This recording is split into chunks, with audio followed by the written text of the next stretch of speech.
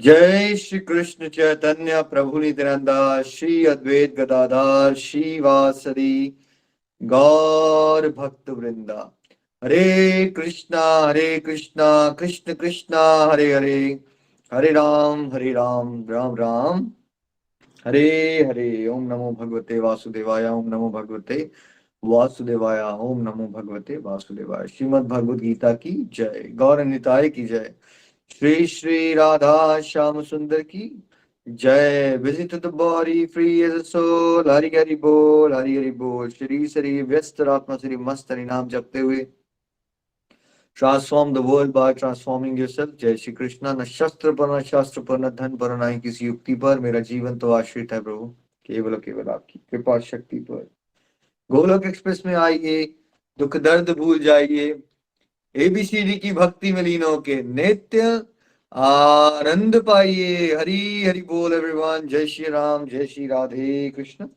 आज के सत्संग में आप सभी का स्वागत है। जैसा आप जानते हैं कि कल हमने विराट रूप के दर्शन किए और जाना कि भगवान श्री कृष्ण परम पुरुषोत्तर भगवान हैं। भगवान ने जब विराट रूप दिखाया तो उसमें सभी देवी देवता सम्मिलित थे, इसलिए वो क्वेश्चन ही खत्म हो जाता है कि किसकी पूजा करें, कैसे करें।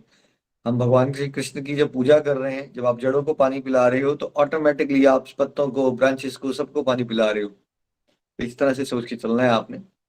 और भगवान ने फिर ये भी कहा, निमित्त मात्र का भाव जो है वो कॉन्सेप्ट क्लियर किया था हमने बहुत गहराई से, कि वो बिगिनर्स के लिए नहीं होता। बिकॉज बिगिनर्स क्या करते हैं कि वो मन के अकॉर्डिंगली चल रहे होते हैं। जब कोई भगवान की इंस्ट्रक्शंस के अकॉर्डिंगली चलना शुरू हो जाता है, एक सर्टेन लेवल की प्योरिटी को अटेन करता है, तो भगवान उसको माध्यम बनाते हैं, फिर उसके कर्मों की जिम्मेवारी भगवान लेते हैं, है ना। और फिर भगवान ने कहा था ऐसा नहीं हो सकता कि तुम वेद पढ़ लो, सोचो बड़ा दान दे दो और तुम्हें मुझे दर्शन कर लोगे। मेरे दर्शन अगर किसने करने हैं और किसी ने मेरे बारे में गहराई से जानना है ना, वो वही कर सकता है जो मेरी शुद्ध भक्ति में आगे बढ़ेगा।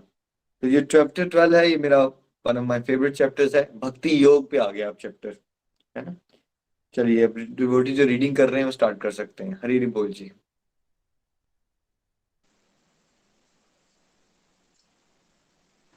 हरि हरि बोल। ओम नमो भगवते वासुदेवाय।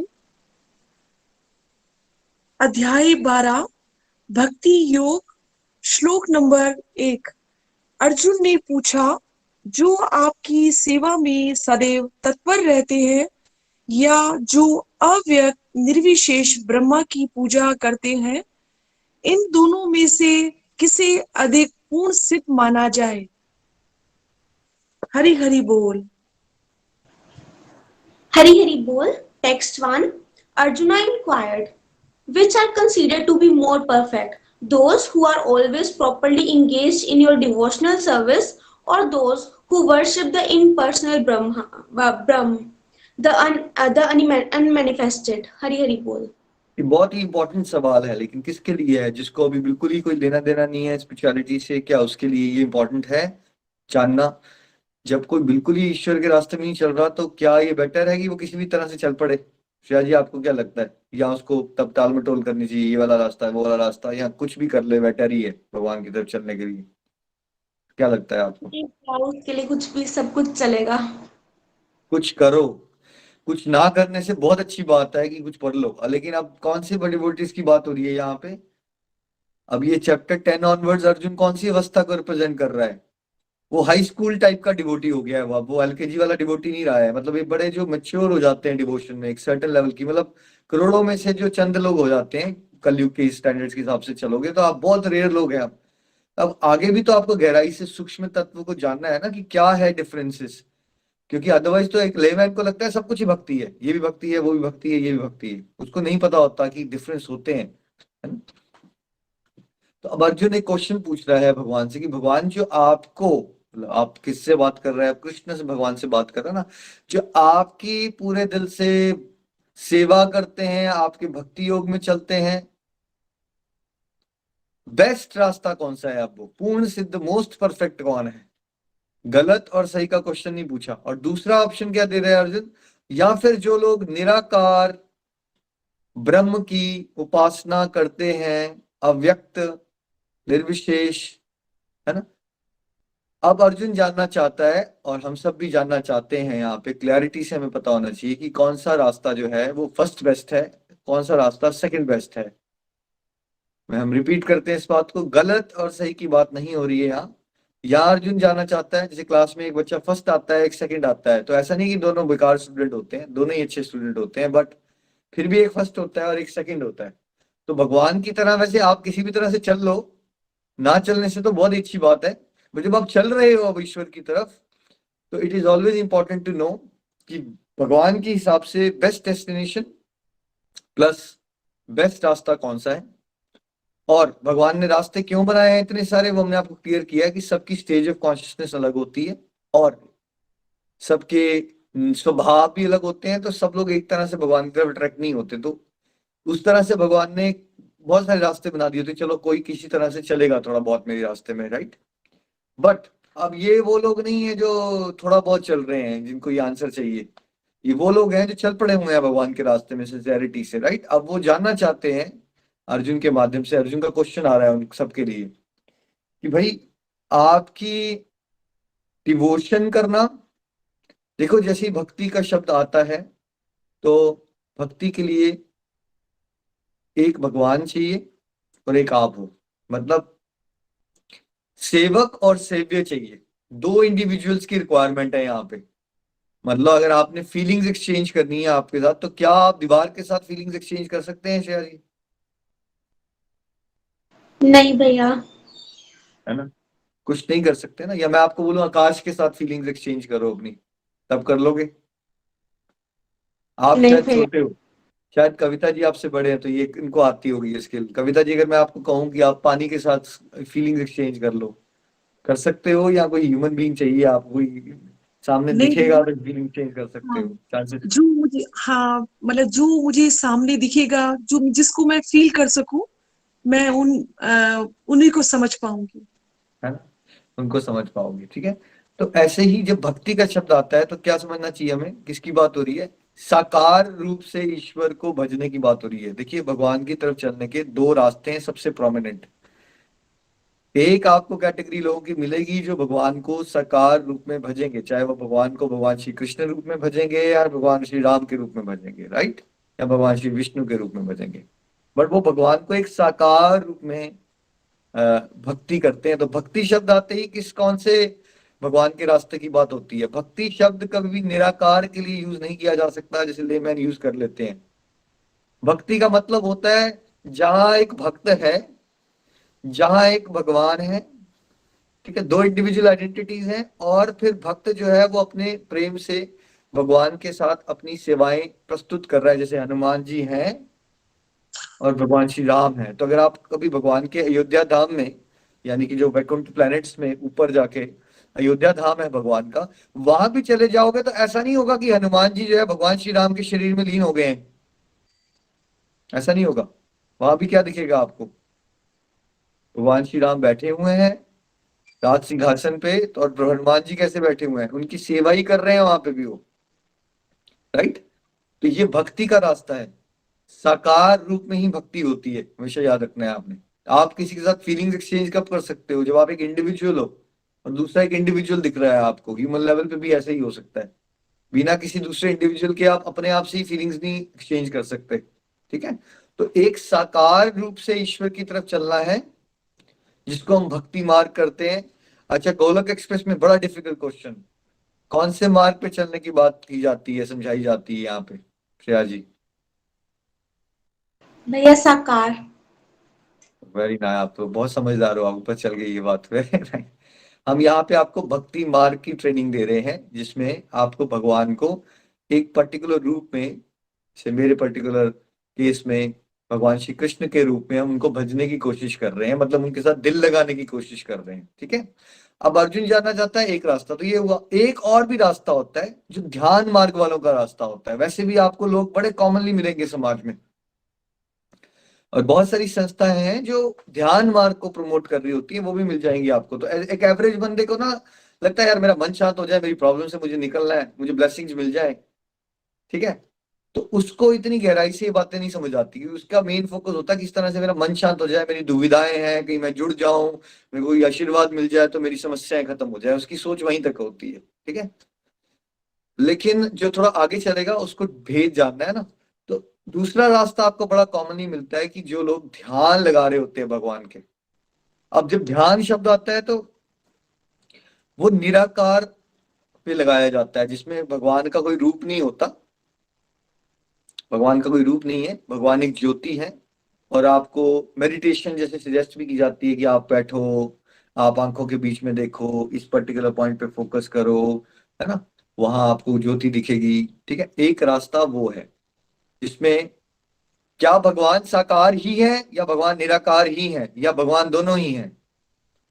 क्या लगता है आपको, कौन बताएगा मुझे? श्रेया जी, भगवान साकार ही है, निराकार ही है, या भगवान साकार भी है निराकार भी है या ही है? भैया दोनों है। हाँ, बट झगड़ा क्या हो जाता है, साकार वालों को लगता है कि भगवान का निराकार कोई है ही नहीं, एग्जिस्टेंस ही नहीं है। निराकार वालों को लगता है कि निराकार ही श्रेष्ठ है और निराकार के अलावा साकार हो ही नहीं सकता। देखिए, जब हो ही नहीं सकता आप बोल देते हो ना, तो आप भगवान की बात नहीं कर सकते।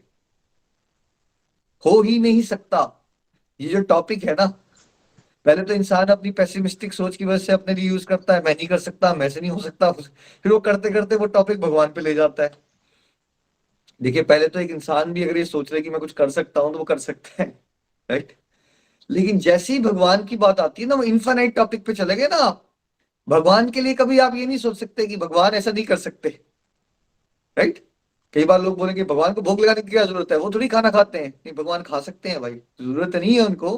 पर अगर उनका भक्त कोई प्यार से खिलाना चाहे तो ये कोई शास्त्र नहीं बताता कि भगवान खाना नहीं खा सकते, राइट।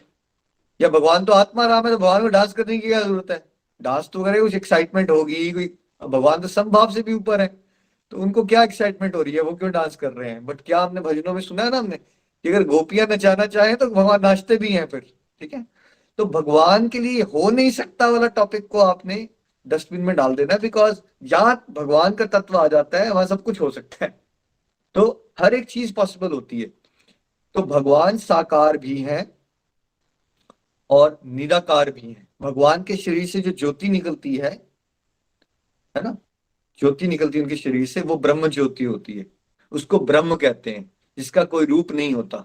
ठीक है, अब भेद क्या है, ध्यान योग वाले लोग क्या मानते हैं, उनका विचार होता है कि ज्योति जो होती है वही भगवान होते हैं, और जब भगवान अवतार लेना होता है तो ज्योति के अंदर से एक पर्सनल फॉर्म निकल के बाहर आ जाती है। समझिए भेद को, ये शायद ही दुनिया में आपको कोई बताएगा, तो इसको ध्यान से सुनिएगा। मुश्किल होते हैं, कॉम्प्लिकेटेड होते हैं समाज को समझाना, बिकॉज सूक्ष्म बुद्धि चाहिए, और मैं प्रेयर्स कर रहा हूँ आपके लिए कि बातें आपको समझ आ जाए, क्योंकि आप में से बहुत सारे लोग अब 2-4 साल से चल रहे हैं। ध्यान मार्ग वाले मैक्सिमम लोग क्या मानते हैं कि भगवान एक्चुअली ज्योति ही होते हैं, मतलब उनकी कोई ऐसा सच रूप नहीं होता उनका। लेकिन फिर व्हाट अबाउट ये भगवान श्री राम, ये कृष्णा, क्या वो उनको नकार देते हैं? निकारते नहीं है उनको, वो कहते हैं वो उसके अंदर से बाहर निकल आते हैं, मतलब ज्योति के अंदर से टाइम आने पे। तो मतलब अगर आप यही भगवत गीता एक ध्यान योगी से पढ़ोगे तो उसकी एक्सप्लेनेशन अलग हो जाएंगी, जो मैं आपको भी पढ़ा रहा हूँ ना, बिकॉज मैं भक्ति मार्ग पे चल रहा हूँ ना, तो मेरी एक्सप्लेनेशन अलग होगी, तात्पर्य अलग हो जाते हैं, वही श्लोक होंगे, उसको समझाने का तरीका अलग हो जाता है। ठीक है, ध्यान मार्ग वाले कहेगा कि वैसे भगवान निराकार है, ज्योति है, समय समय पे अधर्म को का नाश करने के लिए और धर्म की रक्षा करने के लिए वो कोई ना कोई रूप ले लेते हैं। लेकिन सुपीरियर कौन है, सुपीरियर कौन सा है भगवान के ऑप्शन में से, साकार या निराकार? तो वो कहेगा निराकार सुपीरियर होता है, और ध्यान निराकार में लगाना चाहिए। और वैसे भगवान के उसके अंदर से, निराकार में से समय समय पे अवतार आते हैं, रूप ले लेते हैं, जैसे भगवान श्री राम या भगवान श्री कृष्ण या नरसिंह भगवान। ध्यान मार्ग वाला बंदा ये बात सोचता है। ठीक है, अच्छा, भक्ति योग पे जो हम चल रहे हैं, हमारी अंडरस्टैंडिंग क्या है टॉपिक को लेके? हमारी अंडरस्टैंडिंग ये है कि भगवान जो है वो, उनका जो प्राइमरी फॉर्म है, जो उनका ओरिजिनल फॉर्म है, उसमें वो साकार है, उनकी एक पर्सनैलिटी है। इसलिए अगर आप बार बार यहाँ पढ़ोगे तो वर्ड आता है सुप्रीम पर्सनैलिटी पर्सनैलिटी शब्द आते ही निराकार हो सकता है क्या श्रेया जी? पर्सनैलिटी नहीं भैया, जो निराकार है उसकी पर्सनैलिटी कैसे होगी? नहीं हो सकते। जैसे हम यहाँ पे भी कहते हैं ना यार उसकी पर्सनैलिटी बड़ी सी handsome personality, beautiful personality, word use करते हैं ना पर्सनैलिटी।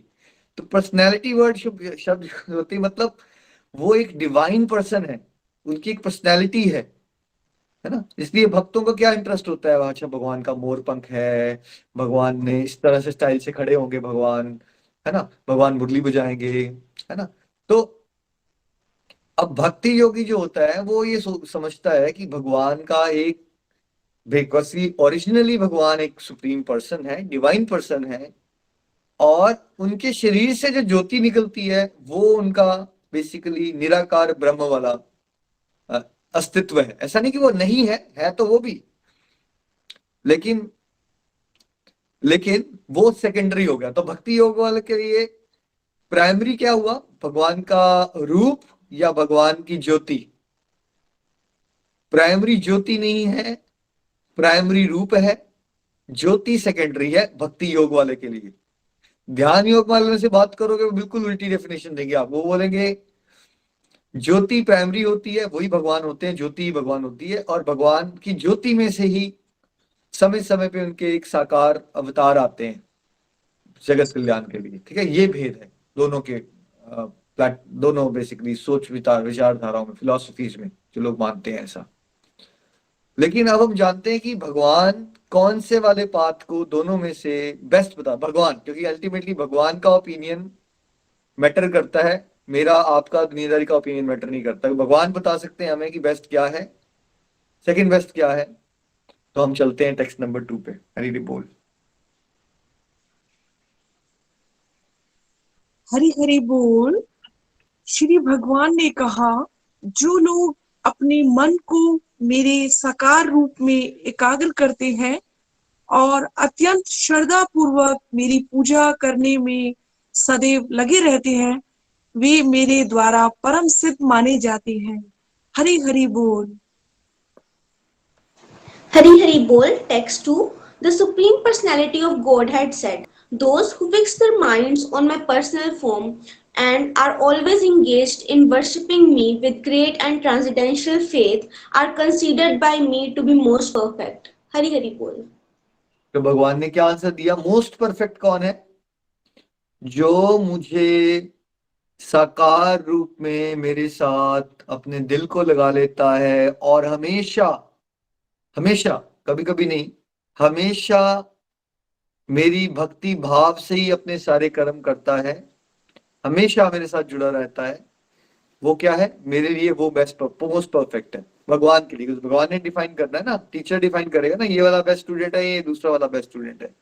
तो साकार रूप से जब कोई भगवान के साथ दिल लगाता है, हमेशा भक्ति भाव में रहता है, हर एक ड्यूटी को भगवान से जुड़ा हुआ रह के करता है, तो भगवान की दृष्टि से क्या हो जाता है? वो मोस्ट परफेक्ट है। ठीक है, अच्छा, तो भगवान अब दूसरे रास्ते के बारे में क्या कहते हैं? नेक्स्ट चलिए।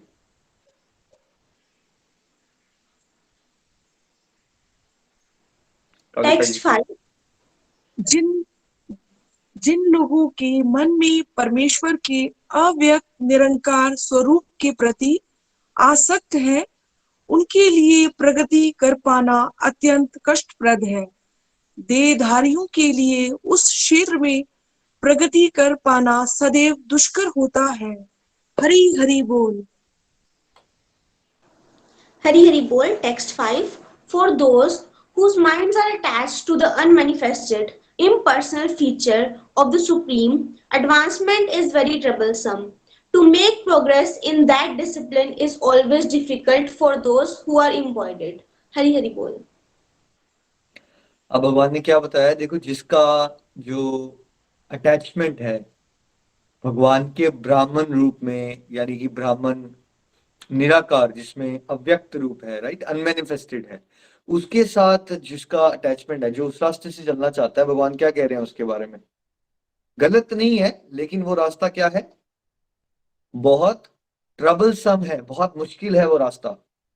खासकर हम सब लोग अभी शरीर में, हमारा भाई मन तो वैसे ही इतना चंचल हो रखा है, ठीक है। वैसे ही ऑलरेडी बहुत बुरे हालात होते हैं इंसान की स्पिरिचुअलिटी के टॉपिक को लेके, है ना। बट उसमें भी जब उसको निराकार वाले रास्ते पे ध्यान लगाना होता है ना, तो मैक्सिमम लोगों के लिए वो रास्ता बहुत मुश्किल होता है। देखिए, कुछ हो सकते हैं, कुछ लोगों का ना पूर्व जन्मों से ऐसे अकाउंट होते हैं, उन्होंने बड़ी साधना कर रखी होती है उस तरह की, तो उनके लिए हो भी सकता है कि वो सुबह 4 बजे उठ भी जाएं, 2-2 3-3 घंटे की साधना कर लें ध्यान लगाने वाली। बट आपको जनरली वैसे लोग समाज में कम मिलेंगे, है ना। जनरल लोग की जो होगा उनके लिए वो रास्ता ना ध्यान लगाने वाला बड़ा कठिन होता है, उसमें प्रगति कर पाना, है ना। क्योंकि देखो ह्यूमन है। अच्छा, जनरली ह्यूमन बींग्स को क्या थोड़ी सोशलाइजिंग, थोड़ी बातचीत, थोड़ी इंटरेक्शन, फीलिंग ये पसंद होती है जनरली सबको। क्या लगता है आपको श्रेया जी? हाँ जी भैया, बहुत पसंद होती है। या फिर अकेले रहना, चुप रहना, ये पसंद होता है ज्यादातर केसेस में? क्या होता है? नहीं भैया, अकेले रहना कम पसंद होता है। ज्यादातर लोगों की बात हम कर रहे हैं, 99% लोगों के साथ सिचुएशन ऐसी है। तो ध्यान वाले मार्ग में ना आपको विड्रॉल करना होता है, विड्रॉल, है ना, एकांत में, उस तरह से कि सोसाइटी से डिस्कनेक्ट करके अपना अलग बैठ के ध्यान करो एटलीस्ट एक सर्टेन टाइम पे, है ना। और भक्ति योग में क्या करना होता है आपको, कि आपको हर एक चीज को भगवान से कनेक्ट करके सेवा भाव से कर्म करने होते हैं, ठीक है। तो अब हम दोनों के बीच में भेद जानने की कोशिश करते हैं, है ना। देखो, पहला पॉइंट, पहले तो दोनों की प्रैक्टिकलिटी के हिसाब से भक्ति योग का मार्ग जो है ना वो ज्यादा सुलभ होता है, आसान होता है, दूसरा वाला डिफिकल्ट होता है। क्यों होता है आसान और डिफिकल्ट? अब मैं आपकी टीचर हूं, अभी मैं आपके साथ वीडियो कॉल पे आके बात कर रहा हूं, तब आप मेरा स्केच बना पाओगे या कुछ सोच पाओगे मेरे बारे में मैं कैसा हूं, या मैं आपसे वॉइस कॉल पे बात करूं तब आप इमेजिन कर पाओगे मैं कैसा हूं? क्या आंसर बताइए? मैं आप चला गया वॉइस कॉल पे, बताइए कौन सा वाला आसान है? कॉमन सेंस बताइए कविता जी।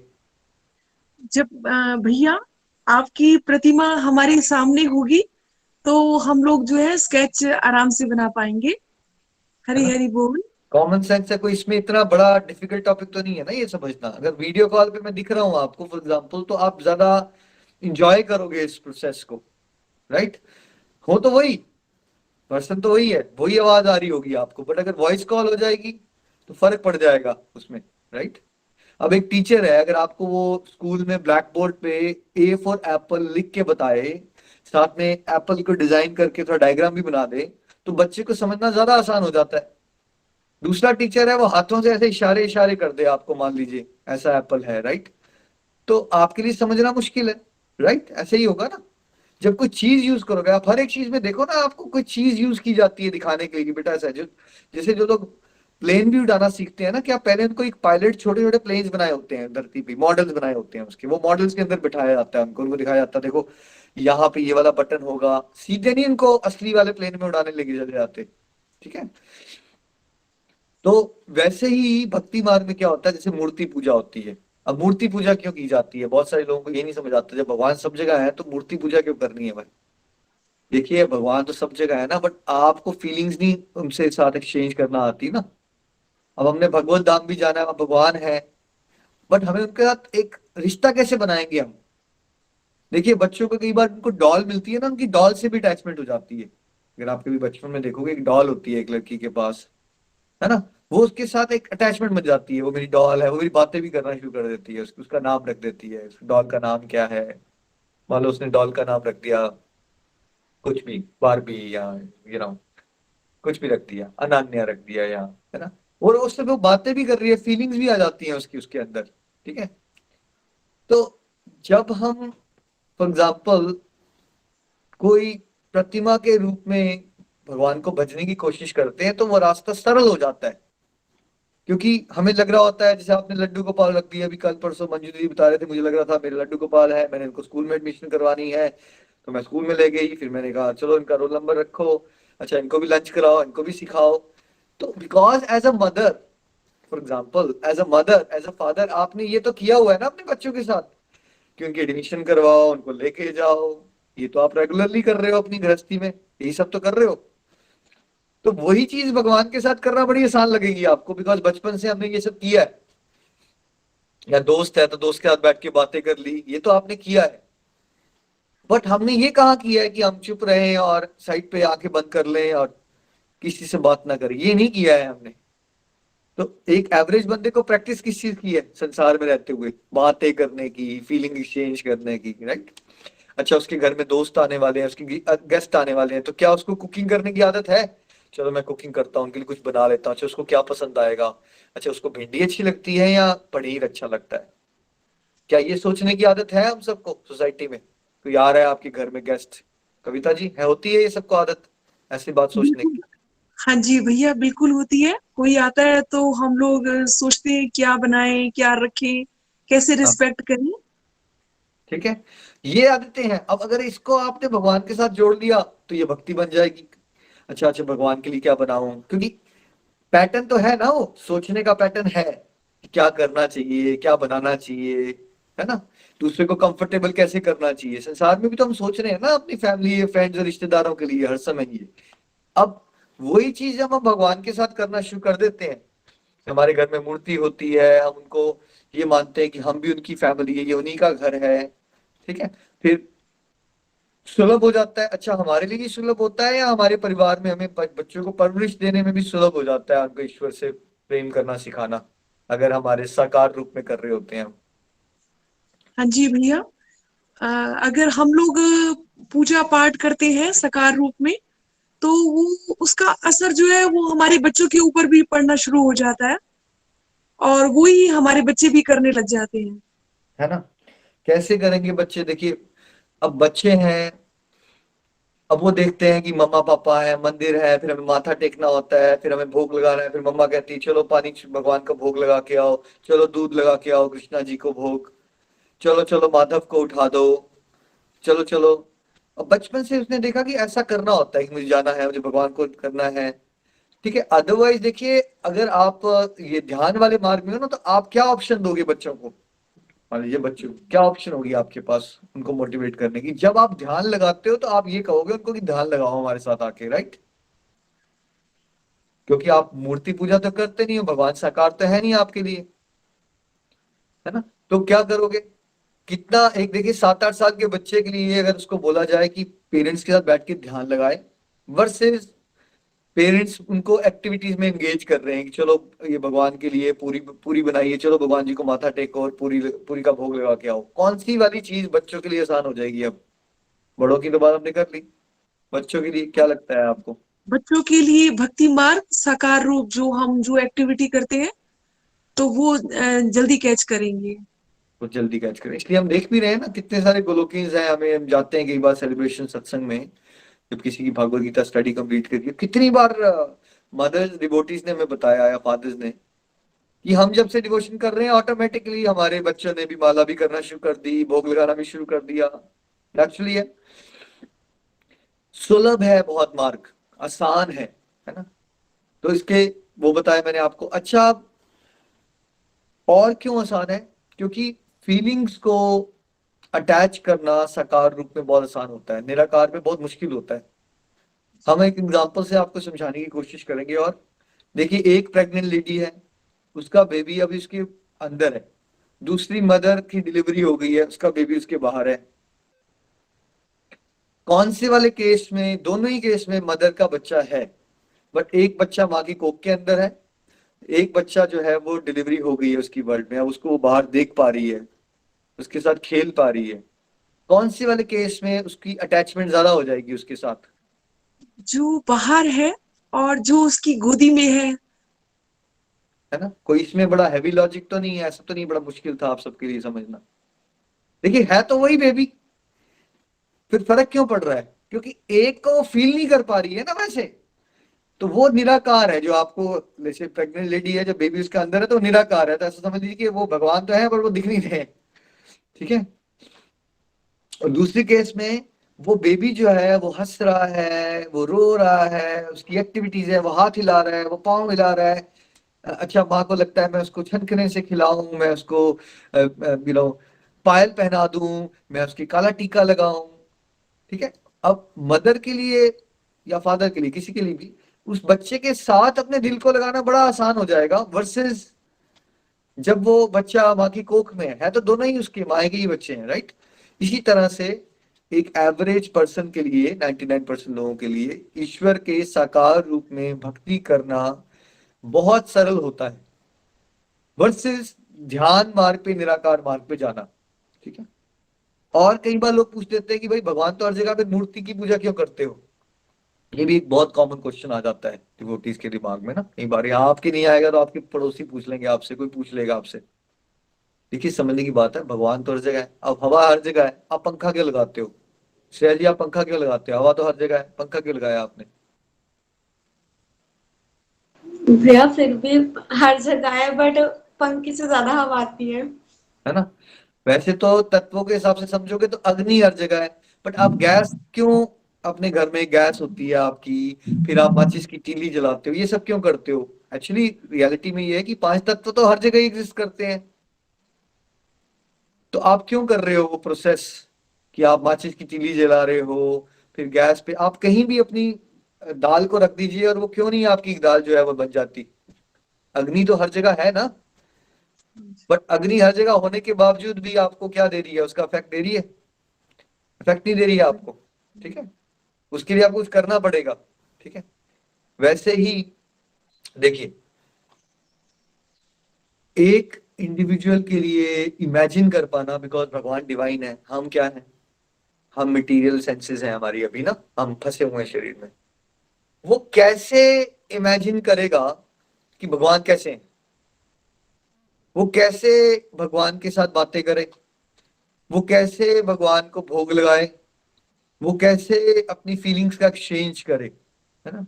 जब उसके सामने भगवान की ये अहत की कृपा होती है, विशेष कृपा होती है कि भगवान कहते हैं बेटा कोई बात नहीं, तुम ऐसा करो, तुम एक प्रतिमा में ही ये मानना शुरू कर दो मैं एग्जिस्ट करता हूं, चाहे उस तांबे की हो, चाहे लकड़ी की हो, है ना, चाहे मार्बल की हो, डजेंट मैटर।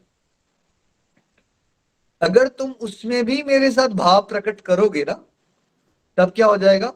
मैं तुम्हारे भावों को वहां से ग्रहण कर लूंगा। देखिए ऐसे अदरवाइज इंसान को समझ नहीं आएगा ना, मैं भाव कैसे प्रकट करूं, उसके सामने कुछ है तो उसका फोकस करना क्या हो जाता है? आसान होता है। ये ऐसे नहीं कि मन गढ़ंत तरीके से बना दिया गया, ये भी भगवान ने वैदिक सिस्टम में बताया है। ये मूर्ति पूजा की इंपॉर्टेंस गड़बड़ तब हो जाती है कि आप यही सोचना शुरू कर देते हो जब कि मूर्ति में ही भगवान है, और आपको हर किसी आसपास के लोगों का निरादर करना शुरू कर देते हो, या तब गड़बड़ होती है ना। तब ये समझाया जाता है कि ऐसा नहीं होता कि मूर्ति में ही भगवान है, क्योंकि वो मूर्ति में भगवान है इसलिए क्योंकि आपको अपनी फीलिंग्स को डेवलप करने के लिए वो स्टार्टिंग पॉइंट है ना। But at the same time फिर आपको फीलिंग्स यूनिवर्सल लेवल पे भी लानी है कि भगवान की प्रेजेंस हर जगह भी है ना। बट इसका ये मतलब नहीं है कि अगर भगवान हर जगह है तो क्या मूर्ति में नहीं हो सकते भगवान? अगर आप ये मानते हैं कि भगवान हर जगह है, क्योंकि निराकार वाले आपको ये बोलेंगे कि भगवान हर जगह है तो मूर्ति में क्यों? देखिए इसमें एक बार कथा आती है कि कोई महान संत होते हैं, वो भक्ति योगी होते हैं, और वो किसी राजा के पास जाते हैं और वो निराकार वाले होते हैं। तो राजा उनका बड़ा मजाक उड़ाते हैं और वो कहते हैं कि भाई ये भगवान हर जगह, आप लोग ये क्या ये करते हो, मूर्खताएं। ठीक है। कभी ये सीधे सो आपको जाओ उधर प्लीज। कॉल को म्यूट करें प्लीज। हाँ जी। तो वो क्या करते हैं, स्वामी विवेकानंद थे आई थिंक, स्वामी विवेकानंद क्या करते हैं कि उनके ना वहां पे पूर्वजों की ना फोटोग्राफ लगी होती है उनकी, बहुत बड़ी। वो ना उखाड़ वहां से उठाते हैं और नीचे उसके ऊपर जोर जोर से पांव मार के तोड़ देते हैं उसको। और राजा को बहुत क्रोध आता है, ये क्या कर रहे हो, तुम जानते नहीं हो ये मेरे दादाजी हैं? ये कहाँ है तुम्हारे दादाजी? भाई ये तो एक फोटो है। वो दंड बड़ा ज्यादा क्रोध में आ जाते हैं वो, है ना। तो ये दादाजी नहीं है आपकी, ये फोटो है, इसका क्या मतलब है? दादाजी फोटो में कैसे हो सकते हैं? आपको क्रोध क्यों आया? आप तब राजा को रियलाइज हुआ कि आपने अपने दादाजी के साथ, आपके पापा ने कहा था कि आपके दादाजी हैं, आपने फीलिंग्स क्रिएट कर ली हुई है उस फोटो के साथ। और आप किसी भी धर्म में चले जाएंगे जो ये भी कहते हैं ना, ये भी कहते हैं, चैलेंज है उनको, कि हम निराकार में मानते हैं, क्या वो नहीं प्रतिमा यूज करते? मान लीजिए आप इस्लाम में चले जाओगे, बोलेंगे काबा है, ये है, वो है, उन्होंने भी कुछ अपना रखा होता है वहां पे साइड पे। चलो उनका निरादर करो, वहां बोलो कि भगवान हर जगह है। उनको भी उससे प्रॉब्लम हो जाएगी। कोई उसको फोटोग्राफ के रूप में बना देता है। क्या हर एक उसमें धर्म में कोई सेंट्स की फोटो लगा लेते हैं लोग घर में? मान लीजिए किसी का गुरु होता है, स्पिरिचुअल गाइड होता है, कुछ बनाते हैं नहीं बनाते? क्या नोटिस किया आपने? हाँ? क्या बिल्कुल लगता है भैया। आपसे? हाँ, फोटो बनाते हैं। हाँ क्यों? जी। अगर हर जगह ही है वो, मान लीजिए उनके गुरु जी हर जगह ही हैं, भगवान हर जगह है, तो फोटो भी क्यों बनानी है आपने फिर? क्यों क्योंकि बना रहे वो हो आप फोटो? फीलिंग जो है वो उनको देख के वो फीलिंग मतलब अपनी जाहिर कर पाते हैं। है ना? आ गया ना, फिर साकार रूप आ गया ना, उसकी जरूरत पड़ गई ना। तो अगर आप निराकार वाले पाथ पे भी जाके लोगों को देखोगे ना, वो भी साकार कर रहे होते हैं, उनको पता नहीं होता बस। अगर वो अपने गुरुजी की एक फोटो बना के भी अपने घर में रखते हैं कि चलो मैं अपने गुरुजी को याद कर पाऊंगा, तो वो साकार ही तो करने की कोशिश कर रहे हैं, वो एक रूप देने की कोशिश कर रहे हैं ना। क्योंकि एक ह्यूमन बीइंग को एक रूप की इंपॉर्टेंस होती है। नीलम जी बड़ा अच्छा एग्जाम्पल दे रहे हैं कि भाई एकलव्य छुप के द्रोणाचार्य से सीखना चाहता था, द्रोणाचार्य ने एक्सेप्ट नहीं किया था उसको एज ए स्टूडेंट, तो उसने क्या किया था? द्रोणाचार्य की एक प्रतिमा ही बना दी थी ना, प्रतिमा को गुरु मान के वहां से शुरू कर लिया, है ना। तो एक प्रतिमा की इंपॉर्टेंस है, बिकॉज अदरवाइज तो अगर आप मॉडर्न साइंस में भी चले जाओ, तो ये जो मॉडल्स बनाते हैं, आपको स्कूलिंग में भी टाइम याद आ रहा है, लेबोरेटरीज में भी कुछ मॉडल्स होते हैं, एक्सपेरिमेंटेशन होती है, चीजें बनाई जाती है ना। सबको याद होगा आपको, देखो सबने कुछ ना कुछ किया हो, ऐसे मॉडल्स बनाए हो, उसकी जरूरत ही नहीं होती फिर, क्योंकि समझाना आसान होता है, दिल लगाना आसान होता है, इसलिए जो है साकार रूप उस तरह से बहुत सरल है। ठीक है, आई होप आपको क्लैरिटी बन गई हो। अच्छा, दूसरा पॉइंट अब सुलभ तो है। अब अच्छा, practical day to day life में क्या फर्क पड़ता है जब ध्यान वाला मार्ग पे चल रहे हो आप, और आप साकार रूप से ईश्वर से दिल लगा रहे हो? क्या कोई फर्क पड़ता है? जब हम कहते हैं नित्य निरंतर चलना, तो आपको क्या लगता है कि कौन से मार्ग में नित्य निरंतर चलना? एबीसीडी की भक्ति में लीन हो जाओ, इसमें 24 आवर्स एंगेज होना ज्यादा आसान है, या ध्यान मार्ग में रहते हुए कॉर्पोरेट में जाना, गृहस्थी को संभालना, ये ज्यादा आसान लगता है आपको? क्या लग रहा है आपको सबको? भैया, हाँ जी भैया, ये इजी तो ये वाला है, भक्ति वाला। क्योंकि हम लोग इस सत्संग साधना सेवा ये करेंगे तो मतलब और भगवान की सेवा करना और उन्हें खुश करना, उनका श्रृंगार करना, और ये सब चीजें एक्टिविटी करेंगे तो हम लोग जो है ये इजी रहता है, और वो प्यार भी हमारा बना रहता है भगवान के प्रति। और जो दूसरा जो रास्ता है वो थोड़ा मुश्किल है। बिल्कुल। तो पहले तो स्टार्टिंग पॉइंट के लिए भी मुश्किल है, किसी को स्टार्ट करना हो तो वो भी मुश्किल है। किसी को बोल दिया जाए यार चलते चलते ना ये लो मंत्रा बॉक्स ना आप घर में लगा लो ना, खाना बनाते रहे गुनगुनाते रहो भगवान का नाम, 100 में से 99% लोग कर लेंगे। दूसरे 100 को सजेस्ट करो, आपने एक सर्टेन टाइम पे उठना है और उसके बाद आपने ध्यान लगाना है, चलो आधे घंटे के लिए लगाओ, 100 में से शायद एक ही करेगा, 99 नहीं करेंगे। ये आप प्रैक्टिकली करके प्रैक्टिस करके देख सकते हो, पूछ सकते हो लोगों से। ठीक है, स्टार्टिंग पॉइंट भी आसान और मुश्किल का फर्क है। फिर रूटीन में, बिकॉज भक्ति एक दिन तो करनी नहीं होती, भगवान से एक दिन तो जुड़ना नहीं होता, रेगुलर चलना। अब रेगुलर चलने में भी फिर जो है भक्ति मार्ग बहुत आसान है ना? दूसरा वाला मार्ग फिर थोड़ा मुश्किल हो जाता है, बिकॉज ध्यान हर जगह नहीं लगाया जा सकता, एक सर्टेन जगह पे लगा सकता है, बट अगर आप भक्ति कर रहे हो तो मन से करनी है आपको।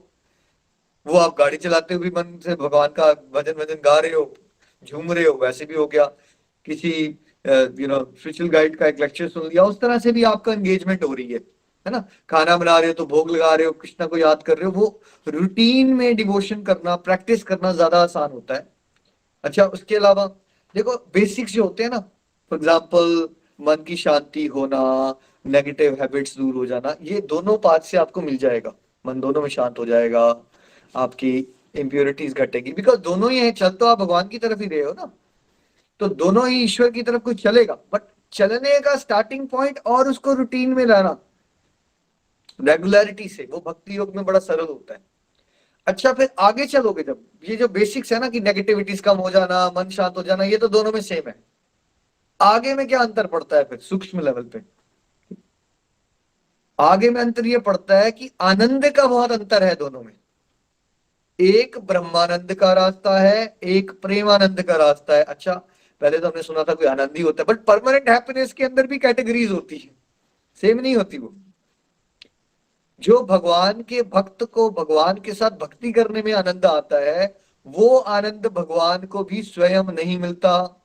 मतलब जो भगवान आनंद ले रहे हैं पर्सनली, उससे ज्यादा आनंद उनके भक्तों को मिलता है उनकी भक्ति करने में। तभी तो चैतन्य महाप्रभु ने एक रीजन उनका अवतार लेने का क्या था, वो ये जानना चाहते थे राधा रानी मेरी भक्ति करके इतना एंजॉय क्या करती हैं, इसमें डांस कर रही है, रो रही है, झूम रही है, क्यों अच्छा लग रहा है इनको। तो जो प्रेमानंद होता है उसमें आपके भाव बहुत जबरदस्त उमड़ते हैं, अलग तरह के भाव होते हैं उसमें। ये जो थोड़ा आप डिवोशन में आप चल पड़े हो ना, जिन्होंने वो आ गया फीलिंग आना शुरू होगी, आपको थोड़ा अश्रुधारा आ रहे हैं, आप भगवान को मिस कर रहे हो, तड़पन आ रही है, अलग तरह के भाव प्रकट होते हैं। तो जो इंटेंसिटी ऑफ भाव है, इंटेंसिटी ऑफ भाव है, उसमें आप शांत हो जाओगे, आपको अच्छा लगेगा, आप दुखों से दूर हो जाओगे। बट एक जो भगवान के साथ इंटीमेट रिलेशनशिप्स के बड़े डीप भाव होते हैं, वो कहाँ मिलेगा आपको? वो आपको भक्ति योग में मिलेगा। मतलब आपको भगवान को याद करके डांस करने का दिल कर रहा है, रोने का दिल कर रहा है, राइट, झूमने का दिल कर रहा है। ये सब भाव नहीं आते हैं ध्यान मार्ग पे हमेशा रखे, बिकॉज वो आएंगे नहीं ना। क्यों? कि जो साधक है वो भगवान को साकार नहीं मानता ना, तो वो वाले भाव नहीं जागृत होंगे, तो वो ब्रह्मानंद होता है। ठीक है, ये प्रेमानंद होता है। चलिए अब आगे चलते हैं। अच्छा, शरीर छोड़ने के बाद क्या अंतर पड़ेगा? अब ये बहुत बड़ा अंतर आ जाएगा यहाँ से, जो 99.9% लोगों को समझ नहीं आता, बिकॉज हम लोग अपने संसारिक जीवन में इतने खोए, हम लोग यार कहाँ हम शरीर छोड़ने के बाद की बात सोचे, अभी आज की जिंदगी समझ नहीं रही। ठीक है इसलिए बिगिनर को तो नहीं समझ आता, बट आप लोग अब चल रहे हो ना, तो it is important to realise कि दोनों का जो परम गंतव्य है उसमें बहुत बड़ा भेद है। ठीक है, अगर कोई साधक भगवान को निराकार रूप में ध्यान लगाता है, उसका परम गंतव्य ब्रह्म ज्योति होता है, वो ब्रह्म में लीन हो जाता है, उसकी अपनी इंडिविजुअल आइडेंटिटी क्या होती है? खत्म हो जाती है। उसको जन्म मृत्यु बुढ़ापा बीमारी में नहीं आना, ये तो कॉमन है। मोक्ष मिल गया, निर्वाण मिल गया, लेकिन उसकी अब मोक्ष के बाद उसकी एज सच कोई इंडिविजुअल आइडेंटिटी नहीं है। आपने सुना है ना, लोग कहते हैं कि हम इसमें क्या है, ज्योति में लीन हो जाना है। ठीक है, ज्योति में लीन हो जाओगे आप, बट एज सच आप कोई एक्टिविटी में एंगेज नहीं रहोगे उसके बाद। जैसे अभी मैं निखिल हूं, आप कविता जी हो और श्रेया जी, हम सब अलग हैं, मैं आपसे कुछ क्वेश्चन पूछ रहा हूं, मुझसे बात कर रहे हो, हम इंटरेक्शन कर पा रहे हैं। नहीं, इंटरेक्शन हम क्यों कर पा, हम सब एक ही हैं तब कर पा रहे हैं, या हम सब अलग अलग इंडिविजुअल्स हैं हम तब कर पा रहे हैं? क्या लगता हम है सब एक हम सब एक हैं इसलिए। है ना, हम सब अलग अलग इंडिविजुअल्स हैं ना। अगर कोई इंडिविजुअल होगा भाई, तभी तो कॉन्वर्सेशन होगी ना। मैं आपसे पूछूंगा कविता जी आपका क्या विचार है, फिर आप अपना विचार बताओगे, राइट। तो जब हम ब्रह्म में लीन हो जाते हैं, आत्मा तत्व ब्रह्म में लीन हो जाता है, तो क्या होता है? उसकी इंडिविजुअल आइडेंटिटी नहीं रहती। उस केस में क्या होता है? मोक्ष के बाद वो भगवान की लीलाओं में प्रवेश नहीं कर सकता। क्यों नहीं कर सकता? क्योंकि उसने ये डिजायर ही नहीं की। और भगवान ने क्या प्रॉमिस किया है आपको, हम सबको? जिस भाव से तुम मुझे भजोगे, फिर तुम्हें क्या मिलू दूंगा मैं रिजल्ट उसी के हिसाब से दूंगा ना। हाँ जी। अगर भगवान को आपने देखा ही निराकार था, तो भगवान कहते ठीक है बेटा, अगर तेरे को लगता है मैं निराकार हूं, तो फिर निराकार हूं मैं तेरे लिए। अगर भगवान को आप निराकार ही मानना चाहते हो कि ज्योति है भगवान, तो फिर ज्योति ही है भगवान। ठीक है, क्योंकि जो आप भगवान को मानना चाहते हो, आपके लिए भगवान वही है, उसी रूप में मिलेंगे आपको। ये क्लियर है? तो आपने ये माना था कि ज्योति है, इसलिए आपकी इंडिविजुअल आइडेंटिटी खत्म हो जाती है। एक बार मुझे एक चंबा में अंकल जी मिले, उन्होंने कहा ये बात, यार बट मुक्ति लेके करेंगे क्या, यहाँ कुछ कर तो रहे हैं, यहाँ कोई हंसी है, कभी खुशी है, कभी गम है, इससे तो वहां जाने से तो अच्छा यही है। क्यों? वो कौन सी वाली मुक्ति की बात कर रहे थे? कौन सी वाली मुक्ति की बात कर रहे थे? वो निराकार ब्रह्म में लीन होने की बात कर रहे थे। और वो मैक्सिमम लोगों को अट्रैक्ट नहीं कर पाता है वो विचार कि हम खत्म हो चुके हैं और हम ब्रह्म की ज्योति में लीन हो चुके हैं। ठीक है, ये अट्रैक्ट नहीं कर पाता। इसलिए लोग, बहुत सारे लोग ईश्वर की तरफ अट्रैक्ट नहीं होते, क्योंकि लगता है मुक्ति पाके क्या करूंगा, यहाँ आऊंगा, कुछ खेलूंगा, हंसूंगा, बातें करूंगा। ठीक है, अच्छा, भक्ति मार्ग वालों का परम गंतव्य में क्या फर्क है? भक्ति मार्ग का परम गंतव्य में भी आपको मुक्ति मिलेगी। ठीक है, मुक्ति में क्या अंतर है? लेकिन देखिए, ब्रह्म ज्योति के ऊपर भगवान का वैकुंठ आता है, जो भगवान के पर्सनल प्लैनेट्स हैं। ठीक है, जहां भगवान के नारायण रूप, विष्णु रूप, अनिरुद्ध रूप, प्रद्युम्न रूप, कितने सारे रूपों में भगवान वहां विराजमान है। ठीक है, और फिर वैकुंठ प्लैनेट्स के ऊपर भगवान का अयोध्या धाम भी है, जब भगवान श्री राम, लक्ष्मण, सीता मैया के साथ है। फिर भगवान का द्वारका का प्लैनेट भी है, जहां पे भगवान जो है द्वारकाधीश के रूप में मौजूद हैं, एग्जिस्टेंस है उनकी। ठीक है, और फिर द्वारका के ऊपर ऐसे ऐसे चलते जाओगे तो मथुरा धाम भी है। ठीक है, और उसके ऊपर सबसे ऊपर भगवान का जो स्पिरिचुअल वर्ल्ड में सबसे टॉप मोस्ट प्लैनेट कहाँ है, जब भगवान सबसे ज्यादा प्राइवेट लाइफ जी रहे हैं अपनी। जैसे अमीर लोगों का एक घर नहीं होता, अमीर लोगों के बहुत सारे घर होते हैं। जैसे मान लो जो बिलियनर होगा, क्या उसका एक घर होता है? उसके बहुत सारे घर होते हैं। तो वैसे तो भगवान तो सबसे अमीर है ना, तो उनका एक प्लेनेट नहीं होता। देखिए, हमारा घर क्या होता है? अगर यहाँ पे श्रेया जी किसी का 10 बेडरूम का घर हो जाए तो हम क्या कहते हैं? बड़ा घर या छोटा घर कहते हैं उसको? 10-20 बेडरूम वाला घर, मेरा बहुत बड़ा घर। है ना, बहुत बड़ा घर, बहुत। तो भगवान के लिए क्या होता है? भगवान का घर एक प्लेनेट होता है, मतलब, और वो प्लेनेट ये अर्थ जैसे नहीं होते छोटू से। ठीक है, बहुत बड़े बड़े प्लैनेट्स होते हैं वो भगवान के, है ना। और भगवान की अलग अलग फॉर्म्स एग्जिस्ट करती हैं वहां, फॉर्म्स होती है भगवान के, अलग अलग रूप होते हैं वहां। ठीक है, और आपने भक्ति मार्ग पे अपना ध्यान, अब यहाँ ध्यान, जो भक्ति मार्ग का ध्यान कौन सा आता है? ये रूप ध्यान होता है। रूप ध्यान अलग होता है, ध्यान अलग होता है। आप ध्यान में बैठे हो और आपको कृष्णा जी की स्माइल दिख रही है, मंसूरी दिख रही है, वो आपके साथ खेल रहे हैं, आपको चिढ़ा रहे हैं, ये रूप ध्यान है, ये भक्ति का मार्ग है। जहां आप ज्योति देख रहे हो वो ध्यान है, निराकार का मार्ग है। ठीक है, परम गंतव्य में बहुत बड़ा भेद हो जाता है। भक्ति मार्ग से कोई चल रहा है, मान लीजिए अब आपने ट्रेनिंग लिया, आपका मन जो भगवान श्री कृष्ण के रूप से अटैच हो गया, आप शरीर छोड़ने का समय आ गया और भगवान जी को याद कर रहे थे आप कृष्ण रूप में, तो अब भगवान आपको कहाँ लेके जाएंगे? अब कहाँ मिलेगा आपको परम गंतव्य? अब आपको एंट्री मिलेगी, सिटीजनशिप मिलेगी भगवान के गोलोक धाम की। और गोलोक धाम में क्या होगा? गोलोक धाम में आपको भगवान, भगवान के सखा, गोपाल, गोपीज, गायें सारी आसपास, बहुत सारी सुंदर सुंदर नदियां, नेचर, वहां हो आप। जैसे यहाँ एक बहुत एक्सपेंसिव रिजॉर्ट में चले जाते हो आप समझने के लिए, तो आपको क्यों अच्छा लगता है? जब आप दिल्ली की भीड़ भड़ाके से निकल के एक रिजॉर्ट की लाइफ में जाते हो, अच्छा क्यों लगता है?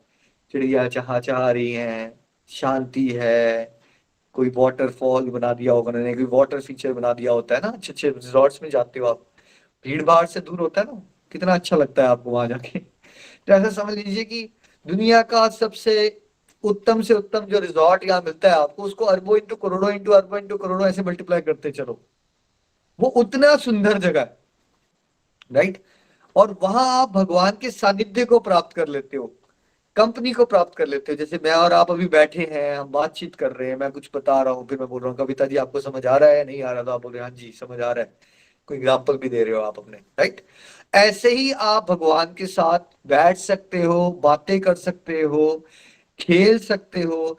आपने श्री कृष्ण लीला में जो जो देखा है होते हुए, क्या देखा आपने? भगवान ने मटकी फोड़ दी, है ना, गोपियां नाराज हो गई, फिर यशोदा मैया उनको डांट भी लगा रही है, फिर वो अपने सखाओं के साथ मैंगोज खाने जा रहे हैं, चलो चलो चलो हम गायों के साथ गाय को घुमाने लेके जाएंगे। तो भगवान श्री कृष्ण गोलोक धाम में कैसे होते हैं? ग्वाले के रूप में रहते हैं वो। उनका ओरिजिनल फॉर्म में क्या रहते हैं वो? क्या वो बड़े ऐश्वर्य युक्त होते हैं उस वहां पे? मतलब उस तरह का ऐश्वर्य होता है क्या उनके पास? बहुत ज्वेलरी डाली हुई है उन्होंने, नहीं है ना। भैया। वहां नहीं। गोलोक धाम में क्या होते हैं भगवान? जैसे आप भी ना, अगर अपनी पर्सनल लाइफ में, प्राइवेट लाइफ में, मान लो अगर आप एक कंपनी के सीईओ, तो जब आपको प्रेजेंटेशन देने जाना है तो आपका अटायर अलग होगा। वेयर आप छुट्टी मना रहे हो मान लीजिए 4 दिन की अपनी फैमिली के साथ, तो आपका ना वैसे नहीं पहनोगे आप कपड़े। लेडीज भी क्या वैसा मेकअप और वैसा वो करते हो आप? जैसे आपको अगर शादी पे जाना हो, एक फंक्शन पे कविता जी, तो आपका ड्रेसअप होने का तरीका अलग होगा या सेम बिल्कुल होगा? बिल्कुल बिल्कुल भैया। अगर हम लोग कहीं जाएंगे तो हमारा ड्रेसअप जो है वो बिल्कुल चेंज होगा, और घर पे हम रिलैक्स होकर एक बिना मेकअप के और ऐसे रहेंगे।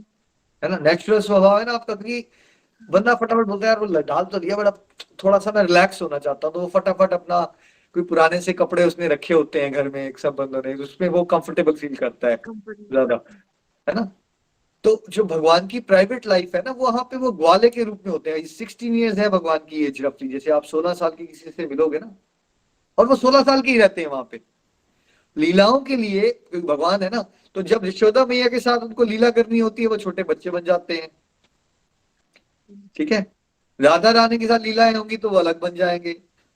दोस्तों के साथ लीला, अब लीलाएं होती है वहां पे, तो देखिए जब लीलाएं आती हैं तो क्या निराकार में लीलाएं हो सकती हैं? लीलाएं होती हैं भगवान के पास टाइम्स, डिवाइन पास टाइम्स, इनको एक्टिविटीज कहते हो ना आप।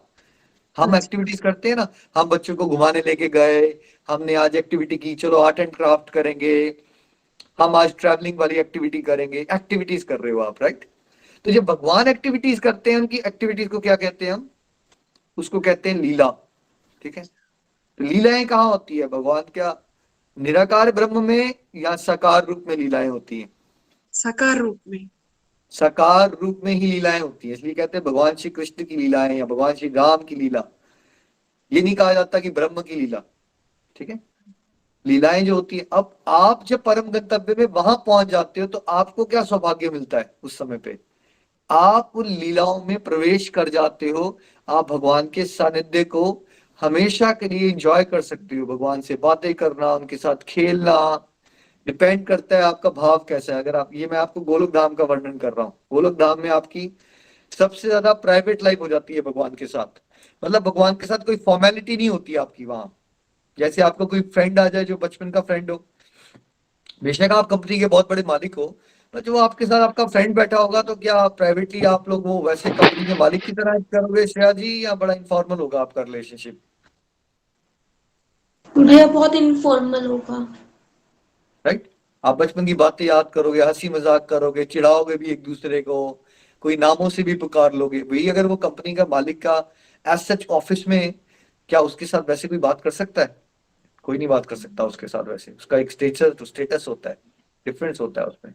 तो गोलक धाम में क्या होता है, जो भक्त को भगवान की सबसे ज्यादा प्राइवेट लाइफ में वो प्रवेश कर जाता है, और वहां क्या होता है, वहां वो योग माया में होता है। इसलिए वो एज सच वहां ये भूल जाता है कि ये भगवान जी हैं। उनको ये लगना शुरू हो जाता है वहां भक्त को मुक्ति पाने के बाद कि ये मेरा दोस्त है, या ये मेरे हस्बैंड है, या ये मेरा लवर है।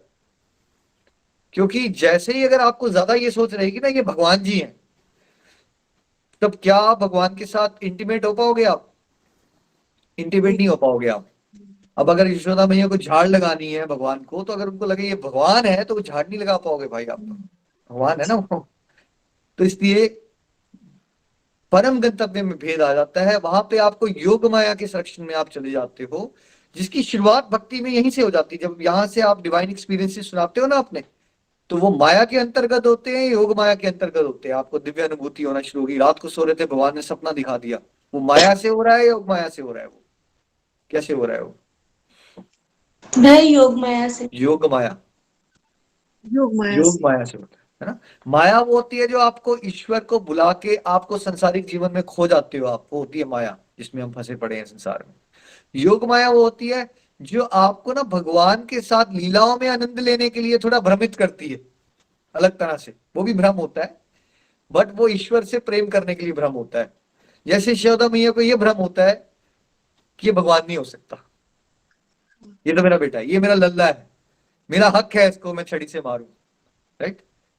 भगवान ये कृपा क्यों करते हैं? क्योंकि भक्त को वो चाहते हैं कि जो भक्त चाहता है वो वैसा कर सके। तो भक्त चाहता है कि वो भगवान को बिल्कुल अपने बेटे के रूप में देख सके, और बेटे के ऊपर हक होगा, और हक होगा तो मैं डांट भी लगाऊंगी। अब उसके लिए योग माया एक्ट करती है कि अच्छा, अब ऐसे तो ये भगवान को भगवान के रूप में देखेंगे तो डांट तो लगा नहीं पाएंगे। अब गोपियां भगवान को नचा रही हैं, नहीं लड़की के कपड़े पहना देंगी, मेकअप करवा देंगी फीमेल का, चलो तुम डांस करो। देखिए अगर आप ये मानोगे ना, सोचते हो कि ये भगवान है, तो आप ऐसी हरकतें नहीं कर सकते, इतना इंटीमेट नहीं हो सकते आप किसी के साथ भी, वर्ल्डली लाइफ में भी नहीं हो सकते आप। किसी की पोजीशन देखोगे आप तो उसके साथ आपका एक डिस्टेंस बन जाता है, ठीक है। तो भगवान की लीलाओं में आप प्रवेश कर सकते हो, और फिर अगर आप जगत में आओगे भी फिर यहाँ, तो वो भी भगवान की लीलाओं में पार्ट बनने के लिए आओगे। जैसे ये जब जितना भी महाभारत होती है, तब रामायण होती है, तो क्या भगवान अकेले आते हैं अपनी लीलाएं करने श्रेया जी? ये सारे के सारे उनके एक खास टीम आ जाती है गोलोक धाम से, ऊपर से नीचे आती है टीम। भैया सारे आ जाते हैं, उनके पार्षद वगैरह सब आ जाते हैं। ये अर्जुन वगैरह के ऑर्डिनरी वो सोल्स हैं जो बद्ध जीव थे, इनके जन्म हो रहे हैं, ये फंसे हुए थे, फिर इनको एक दिन प्रमोशन मिल गई, भगवान के भक्त बन गए, या भगवान के पार्षद ही हैं ये सारे लोग पांडव ऑलरेडी? कौन है ये? भैया ऑलरेडी भगवान के पार्षद हैं। ये ऑलरेडी भगवान के साथ इन्हीं रिलेशनशिप्स में एग्जिस्ट करते हैं भगवान के धाम में। भगवान जब मूवी बनाने आते हैं, जैसे जब प्रधानमंत्री कोई मूवमेंट करता है, उसकी रैली होती है मान लीजिए, तो क्या वो अकेला आएगा या उसके साथ एक टीम होगी, उसकी बड़ी सारी गाड़ियां आएंगी, हेलीकॉप्टर चलेंगे, राइट? तो वैसे ही जब भगवान लीलाएं करते हैं ना, तो फिर शुद्ध भक्त क्या करते हैं, उनकी लीलाओं में इन्वॉल्व रहते हैं, उनकी लीलाओं में इन्वॉल्व रहते हैं, उनकी एक्टिविटीज में एंजॉय करते हैं वो। देखिए भगवान के धाम में क्या होता है, जैसे अभी ना आप यहाँ सत्संग कर रहे हो, तो क्या एक ही समय पे श्रेया जी आप कुछ और कर सकते हो? कि आप कहीं ऑस्ट्रेलिया में कुछ और करो और कनाडा में कुछ और करो, कर सकते हो यहाँ पे इस समय पे आप? नहीं भैया, हम एक ही जगह रह सकते हैं। भगवान के धाम में देखो पता क्या होता है, अगर भगवान का दिल है ना एक समय पे 50 लीलाएं करने का, तो मान लो कविता जी आप भगवान के खास लोगों में आते हो वहां पे भगवान के धाम में, ठीक है? श्रेया जी भी बहुत खास है और मैं सबसे बेकार लोगों में हूँ पीछे। तो क्या होगा, भगवान बोलेंगे चलो कविता और श्रेया को भी अपनी 50 लीलाओं में प्रवेश करवा देते हैं। पता क्या होगा, मान लीजिए एक लीला में भगवान के साथ आप फ्रूट्स खा रहे हो, पेड़ से भगवान के कंधे पे चढ़ के फ्रूट तोड़ रहे हो, ठीक है, आनंद ले रहे हो कि चलो हम इकट्ठे फ्रूट्स खाएंगे अब, और मैं अपने हाथों से खिलाऊंगी आज कृष्णा को। एक सीन ये चल रहा है एक ही समय पे।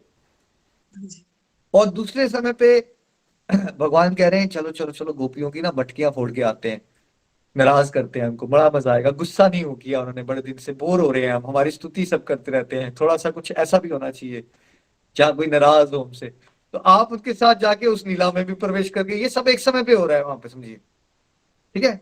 तीसरे में हो सकता है भगवान को लगे अच्छा उस समय पे यशोदा मैया भी तो मुझे याद कर रही है, और वो चाहती है मैं घर में उनके हाथों से माखन खाऊं आके, चलो चलो तुम भी मेरे साथ चलो, हम भगवान यशोदा मैया से माखन खाएंगे।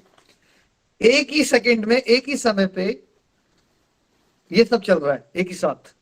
और वहां पे जैसे भगवान, तो भगवान के लिए अपने शरीरों का विस्तार करना कोई बड़ी बात नहीं होती, भगवान एक ही समय पे बहुत सारे बन सकते हैं। वैसे ही जब आप भगवान के धाम में हो, तो एक कविता जी नहीं होगे फिर।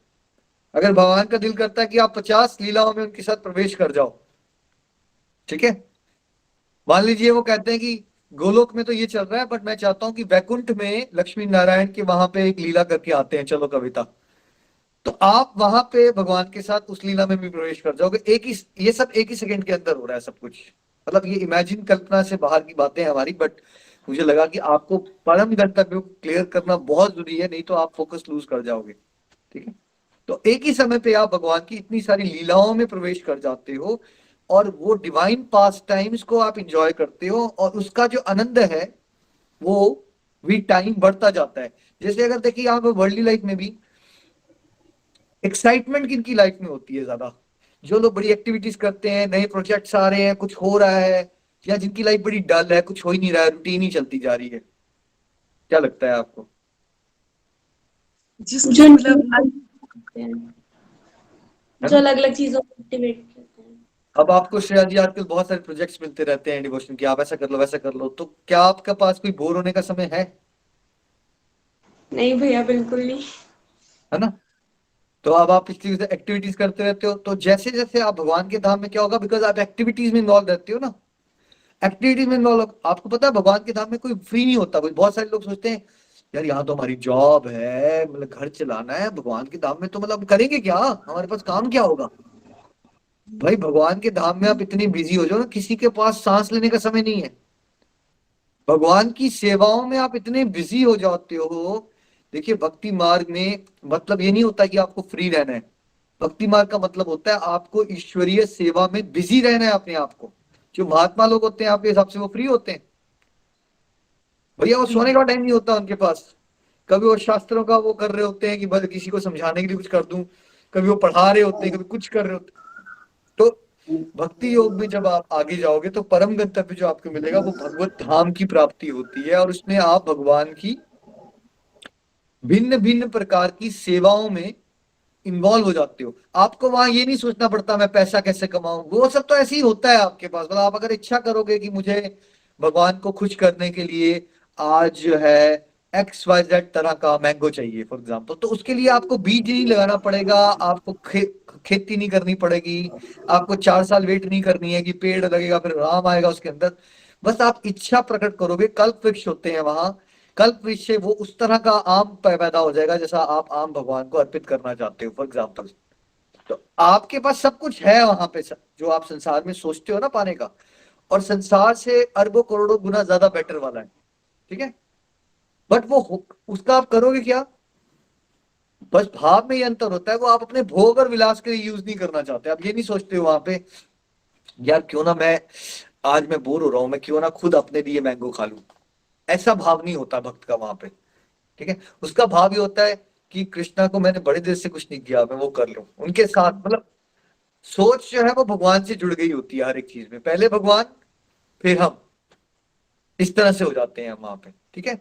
तो परम गंतव्य में, भक्ति मार्ग में और ध्यान मार्ग में जमीन और आसमान का फर्क पड़ जाता है। तो जो भक्ति मार्ग वाले लोग होते हैं, हनुमान जी को भगवान ने कहा मैं तुमसे बड़ा खुश हूं, मुझसे कोई वरदान मांग लो। तो भगवान ने हनुमान जी ने कहा भगवान मुझे कोई भी ऐसा वरदान न देना जिससे मेरी सेवा छिन जाए। तो वो पता क्या कह रहे हैं, मुझे ध्यान योगी बनने का वरदान मत दे देना कहीं निराकार में, क्योंकि मुझे सेवा करनी है। अब सेवा करने के लिए क्या चाहिए? एक सेवक है, एक भगवान है, तो सेवा होगी ना। तो जो शुद्ध भक्त होते हैं वो कभी भी निराकार वाले मार्ग पे नहीं जाना चाहते, बिकॉज उनके लिए वो एक डिवोशनल सुसाइड हो जाता है। सुसाइड का मतलब क्या होता है कि आपकी पहचान खत्म, आप खत्म हो गए। तो भक्त अपनी पहचान को खत्म नहीं करना चाहता, भक्त अपनी पहचान को भगवान के गुणगान में लगाना चाहता है। वो ये नहीं करना चाहता कि मैं ही खत्म हो जाऊं, ठीक है। जब हम ये कहते हैं ना कि मैं खत्म होना, या भक्ति योग कहेगा मैंने लीन होना है, और ध्यान योग कहेगा वाला कहेगा मैंने लीन होना है। दोनों के लीन होने में भी अंतर है। ध्यान योगी कहता है कि मैं भगवान की ब्रह्म ज्योति में लीन हो जाऊं, जब भक्ति योगी कहता है मैंने भगवान में लीन होना है, तो उसका मतलब है कि उसका जो कॉन्शियसनेस है, उसकी सोच विचार है, वो भगवान की सेवा में और भक्ति में लीन हो जाए। दैट डजंट मीन कि वो भगवान के शरीर के अंदर लीन होना चाहता है। भेद जानी है दोनों में, शब्द एक ही है। हम आपको कहते हैं ABCD की भक्ति में लीन हो जाओ, तो उसमें ऐसा नहीं कि आप लीन हो रहे हो तो मतलब आपकी एग्जिस्टेंस ही खत्म हो जा रही है। लीन हो जाना मतलब आप फुली अब्सॉर्ब्ड उन विचारों में, भगवान के साथ खोए हुए हो आप। चाहे खाना बनाते हुए, चाहे डांस करते हुए, चाहे बच्चों को बड़ा करते हुए, आप लीन हो रहे हो, है ना। तो वर्ड एक ही है, लेकिन ध्यान योग वाले उसको लीन को ज्योति में लीन होना मानेंगे, और भक्ति योग वाले लीन होना क्या मानेंगे? जैसे हनुमान जी लगे हुए हैं, सेवा में लीन है, वो व्यस्त है, वो टाइम नहीं है उनके पास, बिजी है वो, लीन होना, ठीक है। अब अगर आपका अटैचमेंट भगवान के श्री राम रूप के साथ होती है, तब आपको भगवान के धाम में अयोध्या धाम मिलता है आपको। तब आपका भगवान के साथ रिलेशनशिप, वो आपके राजा हैं और आप उनके सेवक, उस भाव में होता है ना। वैकुंठ में है तो आप सेवक की तरह हो, आप प्रजा हो एक राजा की, और भगवान है वहां पे, प्रॉपर भगवान। ऐश्वर्य होता है वहां पे, पूरा पूरा ऐश्वर्य होता है, सोना चांदी हीरे मोती किसी भी चीज की कमी नहीं है। इन सारे के सारे प्लैनेट्स में, ब्रह्म ज्योति में और प्लैनेट्स में एक बहुत बड़ा फर्क है। बड़ा फर्क क्या है? ब्रह्म ज्योति में आपकी इंडिविजुअल आइडेंटिटी एग्जिस्ट नहीं करेगी, ब्रह्मानंद में रहोगे आप। जन्म मृत्यु बुढ़ापा बीमारी नहीं है वहां पे भी, दोबारा नहीं आओगे, लेकिन आप एक्टिविटीज में इन्वॉल्व नहीं हो। अच्छा, अब प्लैनेट्स में क्या होगा? वहां आपकी आइडेंटिटी है, बट डिपेंड करता है आपका भाव कैसा है, उसके भाव के अकॉर्डिंग आपकी आइडेंटिटी है। फॉर एग्जाम्पल आप वैकुंठ धाम में हो तो आपका रूप कैसा होगा? चतुर्भुजी रूप होगा आपका वहां पे, आपकी 4 भुजाएं होगी, क्योंकि वहां पे जो भगवान के रूप होते हैं, जो वहां पे भगवान के रूप होते हैं वैकुंठ प्लैनेट्स में, आप भगवान जैसे ही हो जाते हो। तो बिकॉज वैकुंठ प्लैनेट्स में भगवान के रूप कैसे होते हैं? 4 भुजाओं वाले रूप होते हैं। आपकी भी 4 भुजाएं होंगी वहां पे, ठीक है। आपको सोना चांदी XYZ दुनिया का कोई भी लग्जरी की कमी नहीं हो सकती वहां पे। बस एक ही फर्क होता है, वहां भगवान और आप एक फॉर्मल होता है रिलेशनशिप, आप रेवरेंस के भाव से चलते हो, ऐश्वर्य देखते हो भगवान का। वाओ, जैसे एक राजा खड़ा हुआ है और वो दूर बैठा है, आप उनकी स्तुतियां कर रहे हो, है ना, ठीक है। वो होता है वहां का भाव। वहां भी जन्म मृत्यु बुढ़ापा बीमारी सब खत्म हो चुका है, राइट। और वहां पे आपकी एक आइडेंटिटी भी है, वहां भी फैमिलीज होती हैं, ऐसा नहीं होते फैमिलीज नहीं होती, फैमिलीज भी होती हैं, बट सारी फैमिलीज का सेंटर पॉइंट भगवान होते हैं, ठीक है। फिर ऐसे ऐसे वैकुंठ में के ऊपर ऐसे अयोध्या धाम, फिर द्वारका धाम, अब इस सब में क्या है ना, रसों का अंतर पड़ना शुरू हो जाता है, बस रसों का अंतर होता है। और दास भाव भी मिलता है सारे ज्यादातर प्लैनेट्स में, दास की मैं दास हूं और भगवान जी जो है वो स्वामी है।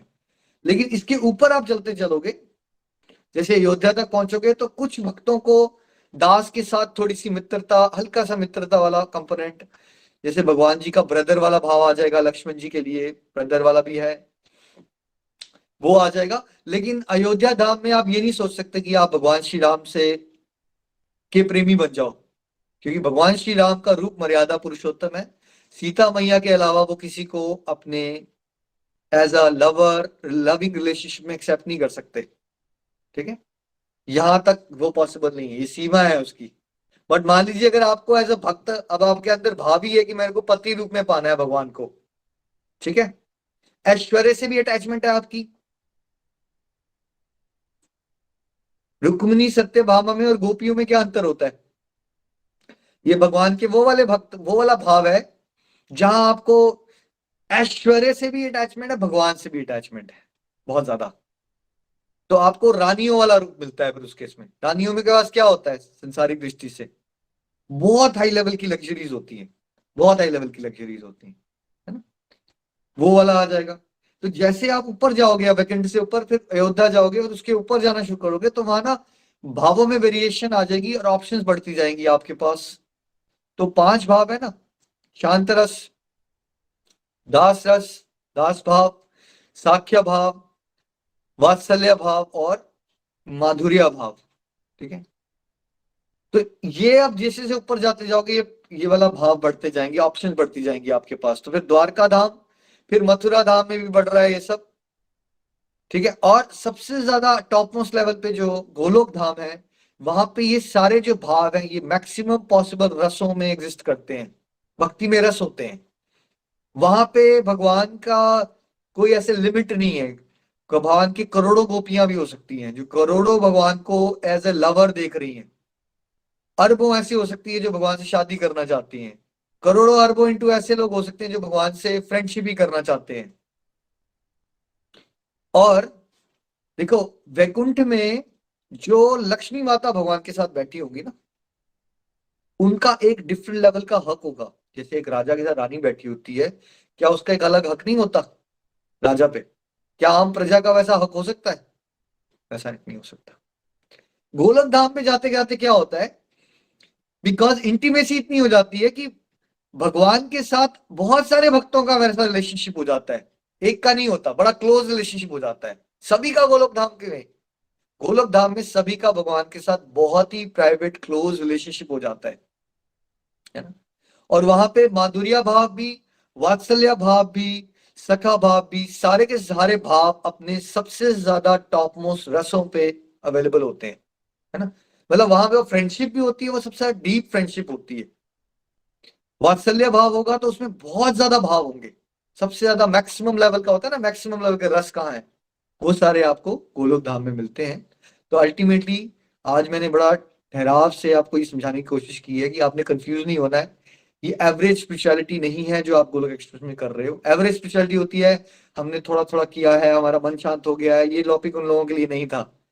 मन शांत आप कैसे भी कर सकते हो, अध्यात्म के किसी भी रास्ते पे चलोगे मन शांत हो जाएगा आपका, उसमें कोई घबराने की बात नहीं है, नेगेटिविटीज भी दूर हो जाएंगी।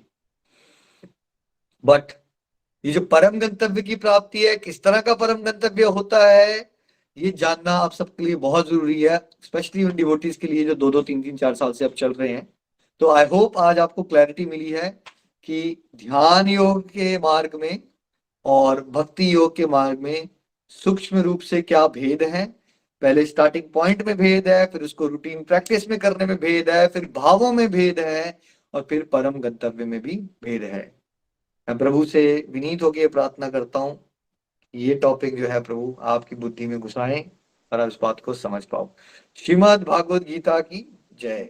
हरे कृष्ण कृष्ण कृष्ण हरे हरे, हरे राम राम राम हरे हरे, घर घर मंदिर, हर मन मंदिर एवरीवन, हरी हरि बोल। हरी हरी बोल, हरी हरी बोल। Thank you so much Nikhil ji. वाकई आज का सत्संग बहुत दिव्य था, बहुत आनंद आया।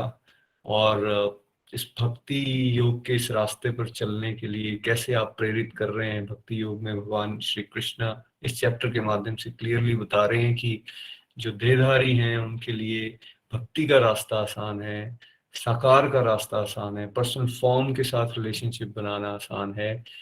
बल्कि दूसरी तरफ अगर हम बात करते हैं निराकार फॉर्म की, तो वो रास्ता कष्टप्रद है। और साथ ही साथ आपने डिफरेंशिएट करके बताया बड़ा ब्यूटीफुली, इनिशियल लेवल पे कैसे डिफरेंट है। एक तरफ हम फीलिंग शेयर कर पाते हैं, दूसरी तरफ हम देख नहीं पा रहे कुछ भी, फीलिंग शेयर नहीं कर सकते।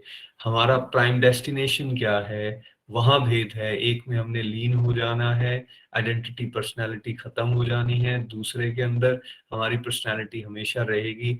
और तीसरा, हमारे भाव हमेशा जागृत रहेंगे। कोई वात्सल्य भाव रहेगा, कोई माधुरी भाव रहेगा, कोई दास भाव रहेगा, कोई सखा भाव रहेगा। ये भाव मेंटेन किए जा सकते हैं डिवोशन के अंदर। प्रैक्टिकली भी आपने पॉइंट्स शेयर किए हमें कि डिवोशन का ये जो रास्ता है, भक्ति का ये रास्ता है, वहां दो की बात हो रही है। और ये संबंध बनाना प्रैक्टिकली आसान भी है। और कितने सारे ब्यूटीफुल एग्जांपल्स देकर बताया गया कि इसको हम मेंटेन कर सकते हैं, साथ में इसको हम अपनी सारी प्रैक्टिकल लाइफ की ड्यूटीज को निभाते हुए भी कर सकते हैं।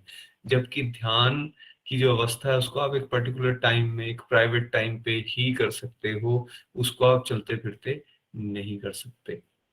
बात और साथ ही साथ कैसे बच्चों पे ज्यादा अच्छा इम्पैक्ट आता है जब आप उनको डिवोशनल एक्टिविटीज में इन्वॉल्व रखते हो, आप खुद भी खुश रहते हो और साथ साथ दूसरों को खुशी भी बांट पाते हो। तो इन 3-4 वर्सेस के माध्यम से कृष्णा भी इस बात को क्लियरली एक्सप्लेन कर रहे हैं कि ये जो निराकार पे चलने का रास्ता है वो कष्टप्रद है, और डिवोशन का जो रास्ता है दैट मीन्स वो इजी है और साथ ही साथ जॉयफुल है। तो यहाँ हमें इस बात का बिल्कुल ध्यान रखना है कि हम भक्ति योग के रास्ते पर चल रहे हैं और प्राइम डेस्टिनेशन जो है वो कृष्णा है, गोलोक धाम है।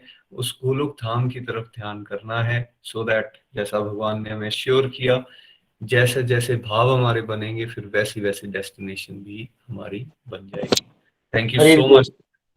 हरी बोल। नितिन जी, मैंने ना एक पॉइंट मिस कर दिया। अयोध्या से लेके ह्यूमन लाइक फॉर्म शुरू हो जाती है। जैसे मैंने आपको बताया कि वैकुंठ में चतुर्भुजी रूप होता है आपका, तो अयोध्या से प्लैनेट्स ऊपर जाते जाओगे तो अयोध्या में भगवान श्री राम का चतुर्भुजी रूप नहीं होता।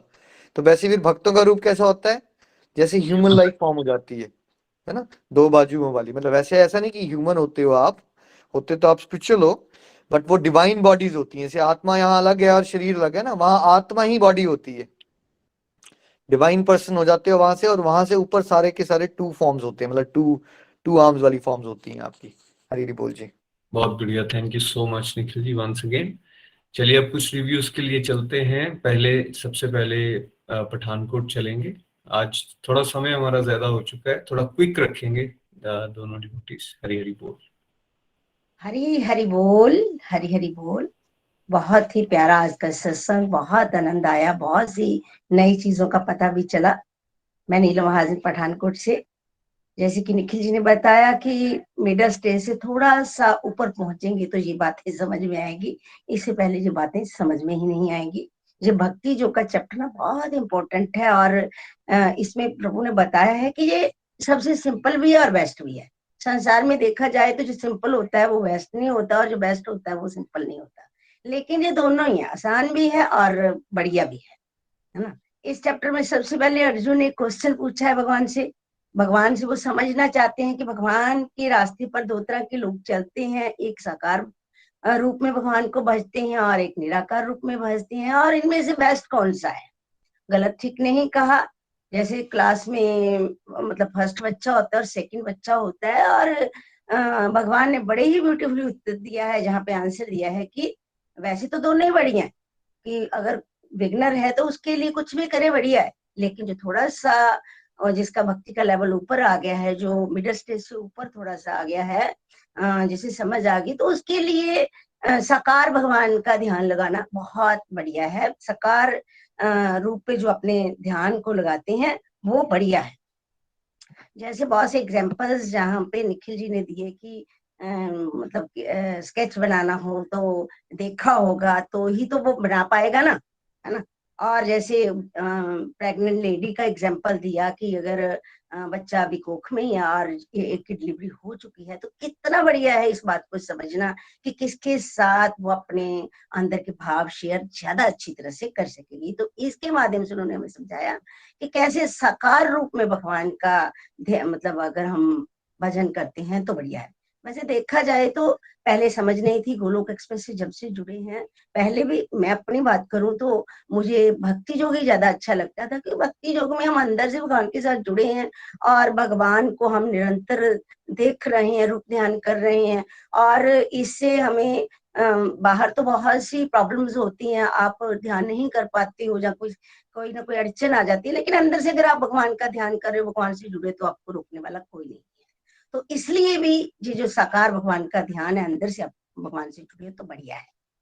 तो इसके बाद उन्होंने कहा है कि गलत ठीक नहीं कहा, निराकार भगवान जो होती है ना, उन पर ध्यान को जो लोग टिकाने की कोशिश करते हैं ना, वो रास्ता देहदारी, जैसे हम लोगों ने देह धारण किया हुआ है, हमारे लिए बहुत ट्रबलसम है ना, मुश्किल है वहां पे, क्योंकि हम लोगों ने संसार को देखा है, संसार में हम रूप देखते हैं, और जब हम बिंदु पे ध्यान टिकाते हैं तो तभी तो ये कहा जाता है कि जब हम ध्यान पे बैठते हैं तो झट हम संसार में घूमना शुरू कर देते हैं, है ना। झट कभी हमें मॉल की याद आती है, कभी हमें मूवी की याद आती है, इसीलिए आती है ना क्योंकि हमारा मन जो है वो बिंदु पे नहीं टिकता।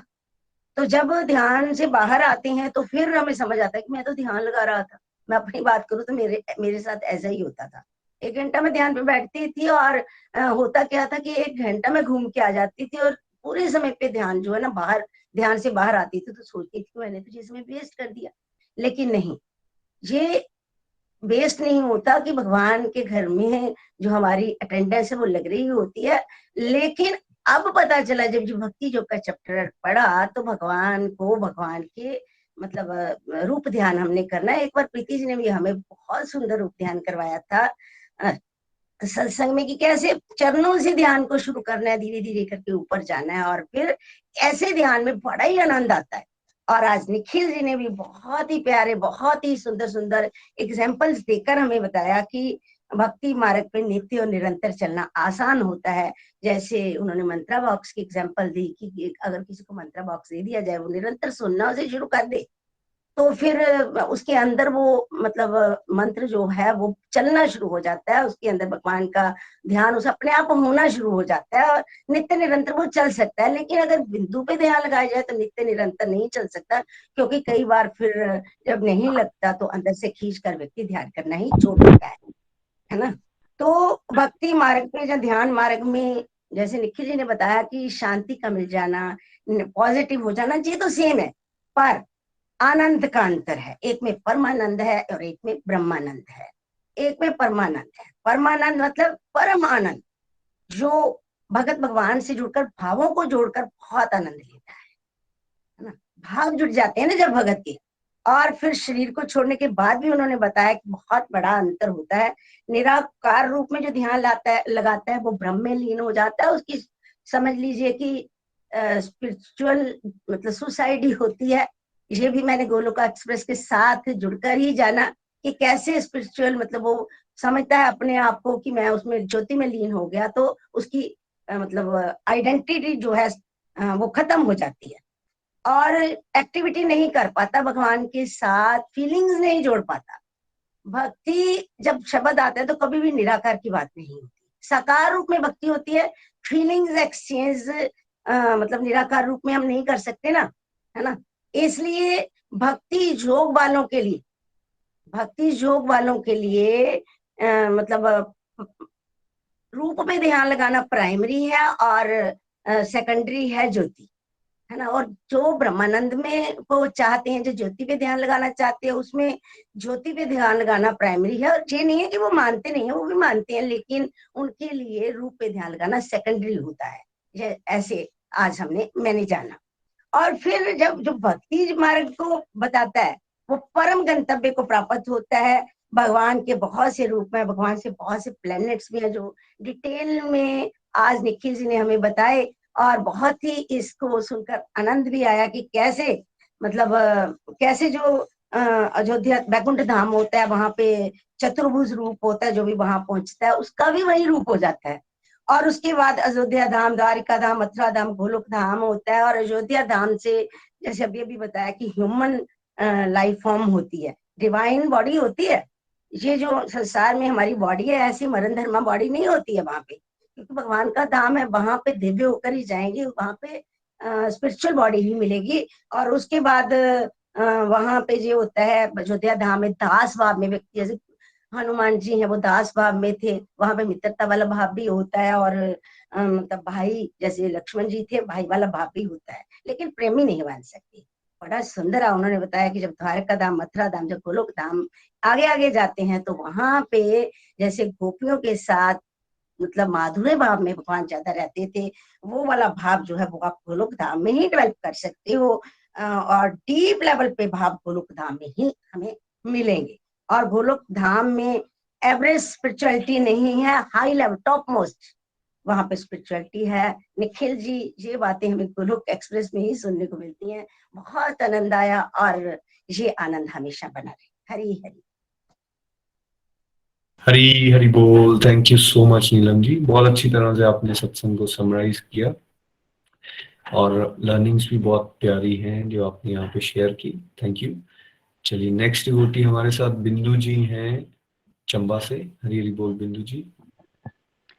हरे कृष्णा, हरि हरि बोल एवरीवन। मैं बिंदु महाजन चंबा से। Thank you so much Nikhil भैया, नितिन भैया, बहुत ही सुंदर ढंग से आज अपने भक्ति योग के अध्याय को हम सभी के सामने रखा है। बड़ा ही आनंद आया। हम तो, मेरे को लगता है यहाँ सभी जितने भी हैं सभी गोलोक धाम पहुंच चुके थे आज। बड़ा ही आनंद आया। हम आपका जितना धन्यवाद करें उतना ही कम है। तो यहाँ पे अर्जुन जी ने कृष्णा से क्वेश्चन किया था कि भक्ति योग में आगे बढ़ने के लिए एक भक्त के लिए एक बेस्ट जो रास्ता है वो कौन सा है। तो यहाँ पे उन्होंने हमें बहुत ही प्यारे ढंग से हमारे लिए उन्होंने बताया है कि हम साकार रूप में पूजा करें या निराकार रूप में पूजा करें, इसके बारे में उन्होंने हमें बताया। तो मैं एक लाइन में कहना चाहूंगी कि निराकार में पूजा करने हम लोगों के लिए बहुत ही कष्टप्रद है, क्योंकि हम लोग ध्यान में नहीं बैठ सकते। लेकिन जैसा हम गोलोक एक्सप्रेस के साथ जुड़े हैं और हमने भक्ति योग को जाना है, हमने पूजा पाठ को जाना है, जाप के महत्व को जाना है, तो हमारे लिए ये एक बहुत ही आसान तरीका हो गया है कि हम लोगों के लिए साकार रूप में जैसे जैसे हम आगे बढ़ते जा रहे हैं, तो जैसे जैसे भगवान के साथ हमारा एक भाव बनता जा रहा है, तो एक साकार रूप में भगवान को मानना ये हमारे लिए एक बहुत ही आसान जो है वो एक तरीका है भगवान के साथ अपना एक रिलेशनशिप बनाने का।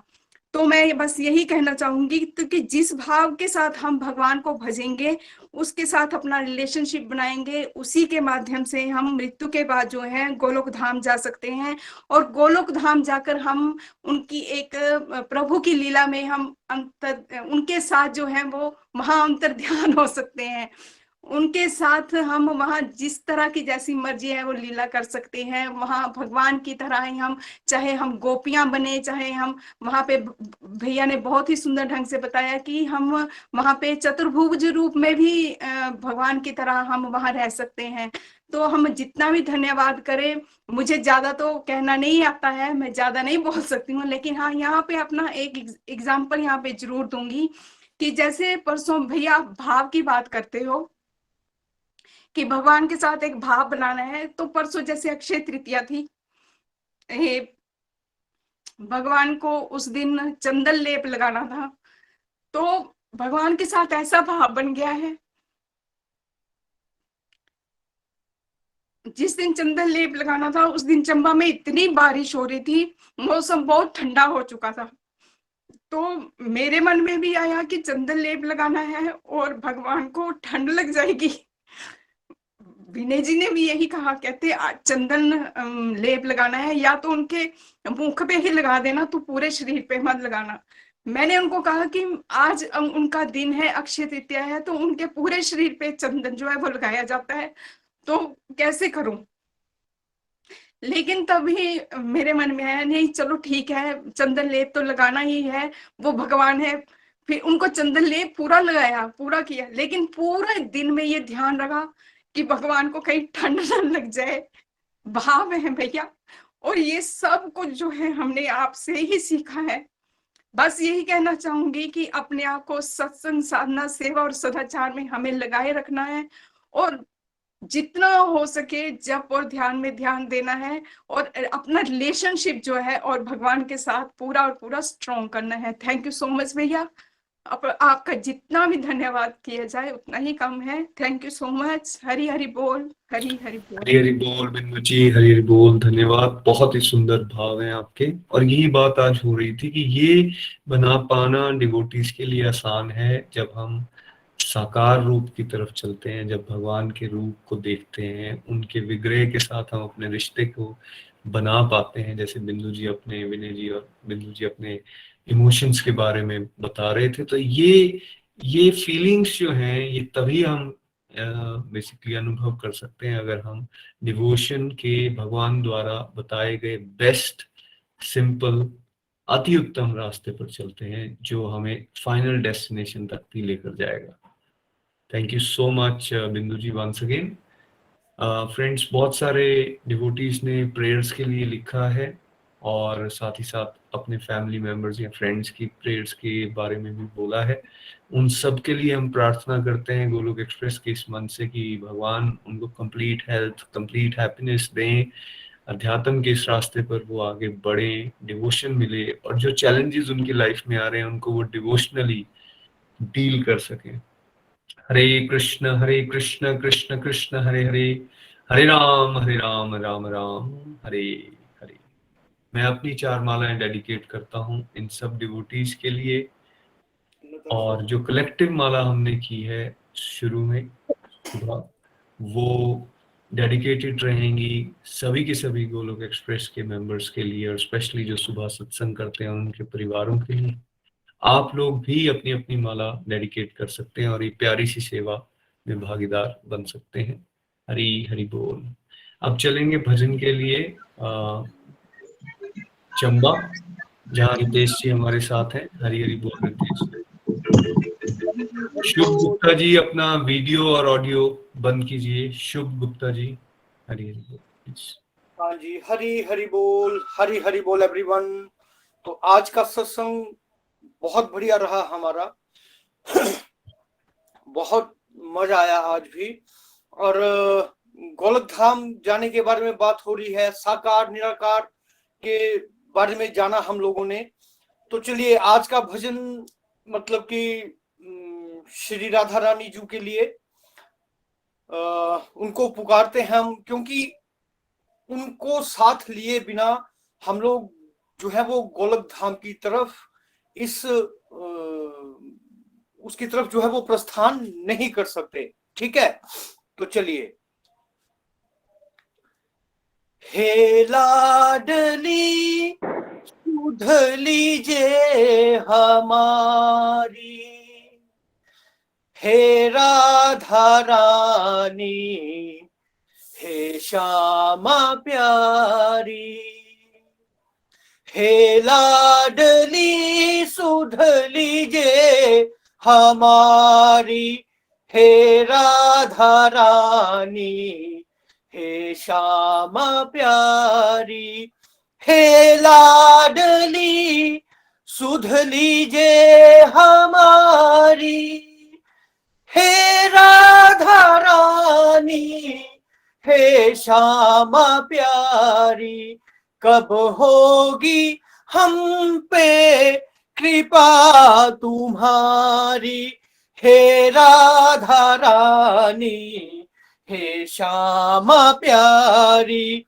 कब होगी हम पे कृपा तुम्हारी, हे राधा रानी, हे श्यामा प्यारी, कृपा बरसाने वाली मेरी राधा रानी, मेरी राधा रानी, मेरी श्यामा प्यारी, कृपा बरसाने वाली मेरी राधा रानी, मेरी राधा रानी, मेरी श्यामा प्यारी, हे लाडली सुध लीजे हमारी, हे राधा रानी, हे श्यामा प्यारी।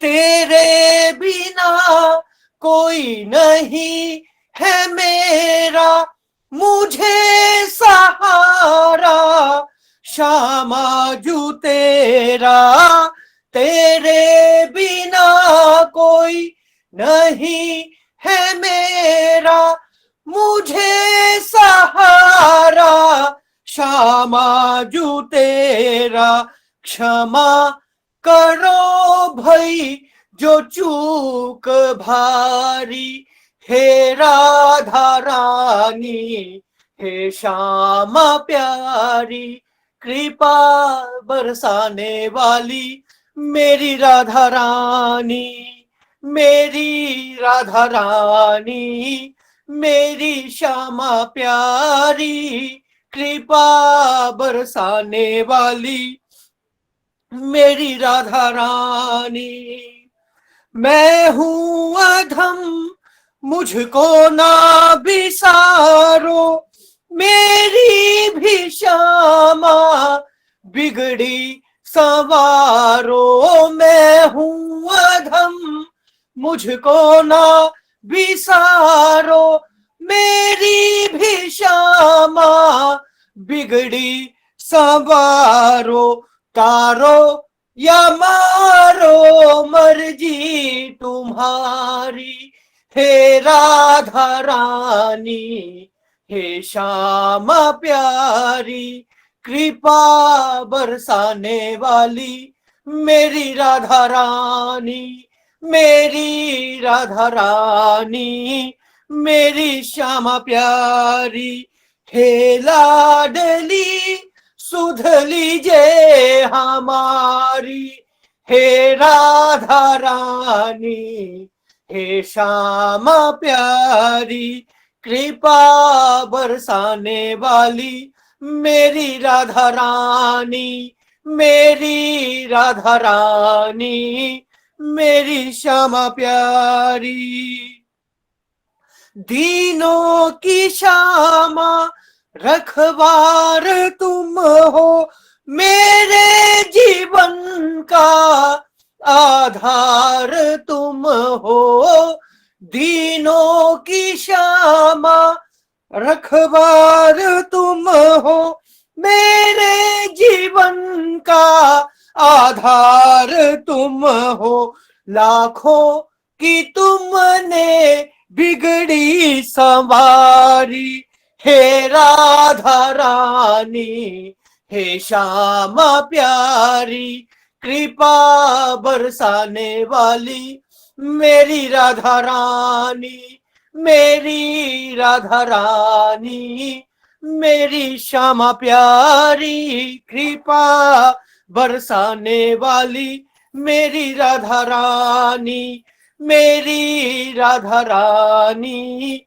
मेरी श्यामा प्यारी, हे लाडली सुध लीजे हमारी, हे राधा रानी, हे श्यामा प्यारी, श्यामा जो इतना उपकार कर दो, अपनी ही भक्ति का हमको वर दो, श्यामा जो इतना उपकार कर दो, अपनी ही भक्ति का हमको भर दो, चित्र विचित्र तेरे दर के भिखारी, हे राधा रानी, हे श्यामा प्यारी, कृपा बरसाने वाली मेरी राधा रानी, मेरी राधा रानी, मेरी श्यामा प्यारी। हे लाडली सुध लीजिए हमारी, हे राधा रानी, हे श्यामा प्यारी, कृपा बरसाने वाली मेरी राधा रानी, मेरी राधा रानी, मेरी श्यामा प्यारी। हरि हरि बोल, हरि हरि बोल। Thank you very much everyone. Hari Hari बोल जी। हरी हरी बोल, हरी हरी बोल। Thank you so much Ritesh ji, बड़े जोश के साथ और बड़े भाव के साथ आपने ये भजन हमें सुनाया। राधा रानी की कृपा सभी पे बनी रहे, यही प्रेयर्स के साथ आइए सत्संग को विराम देंगे। Thank you so much everyone. सब लोग आ सकते हैं, अपने वीडियोस और ऑडियोस ऑन करते हैं। हरे कृष्ण, हरे कृष्ण। Krishna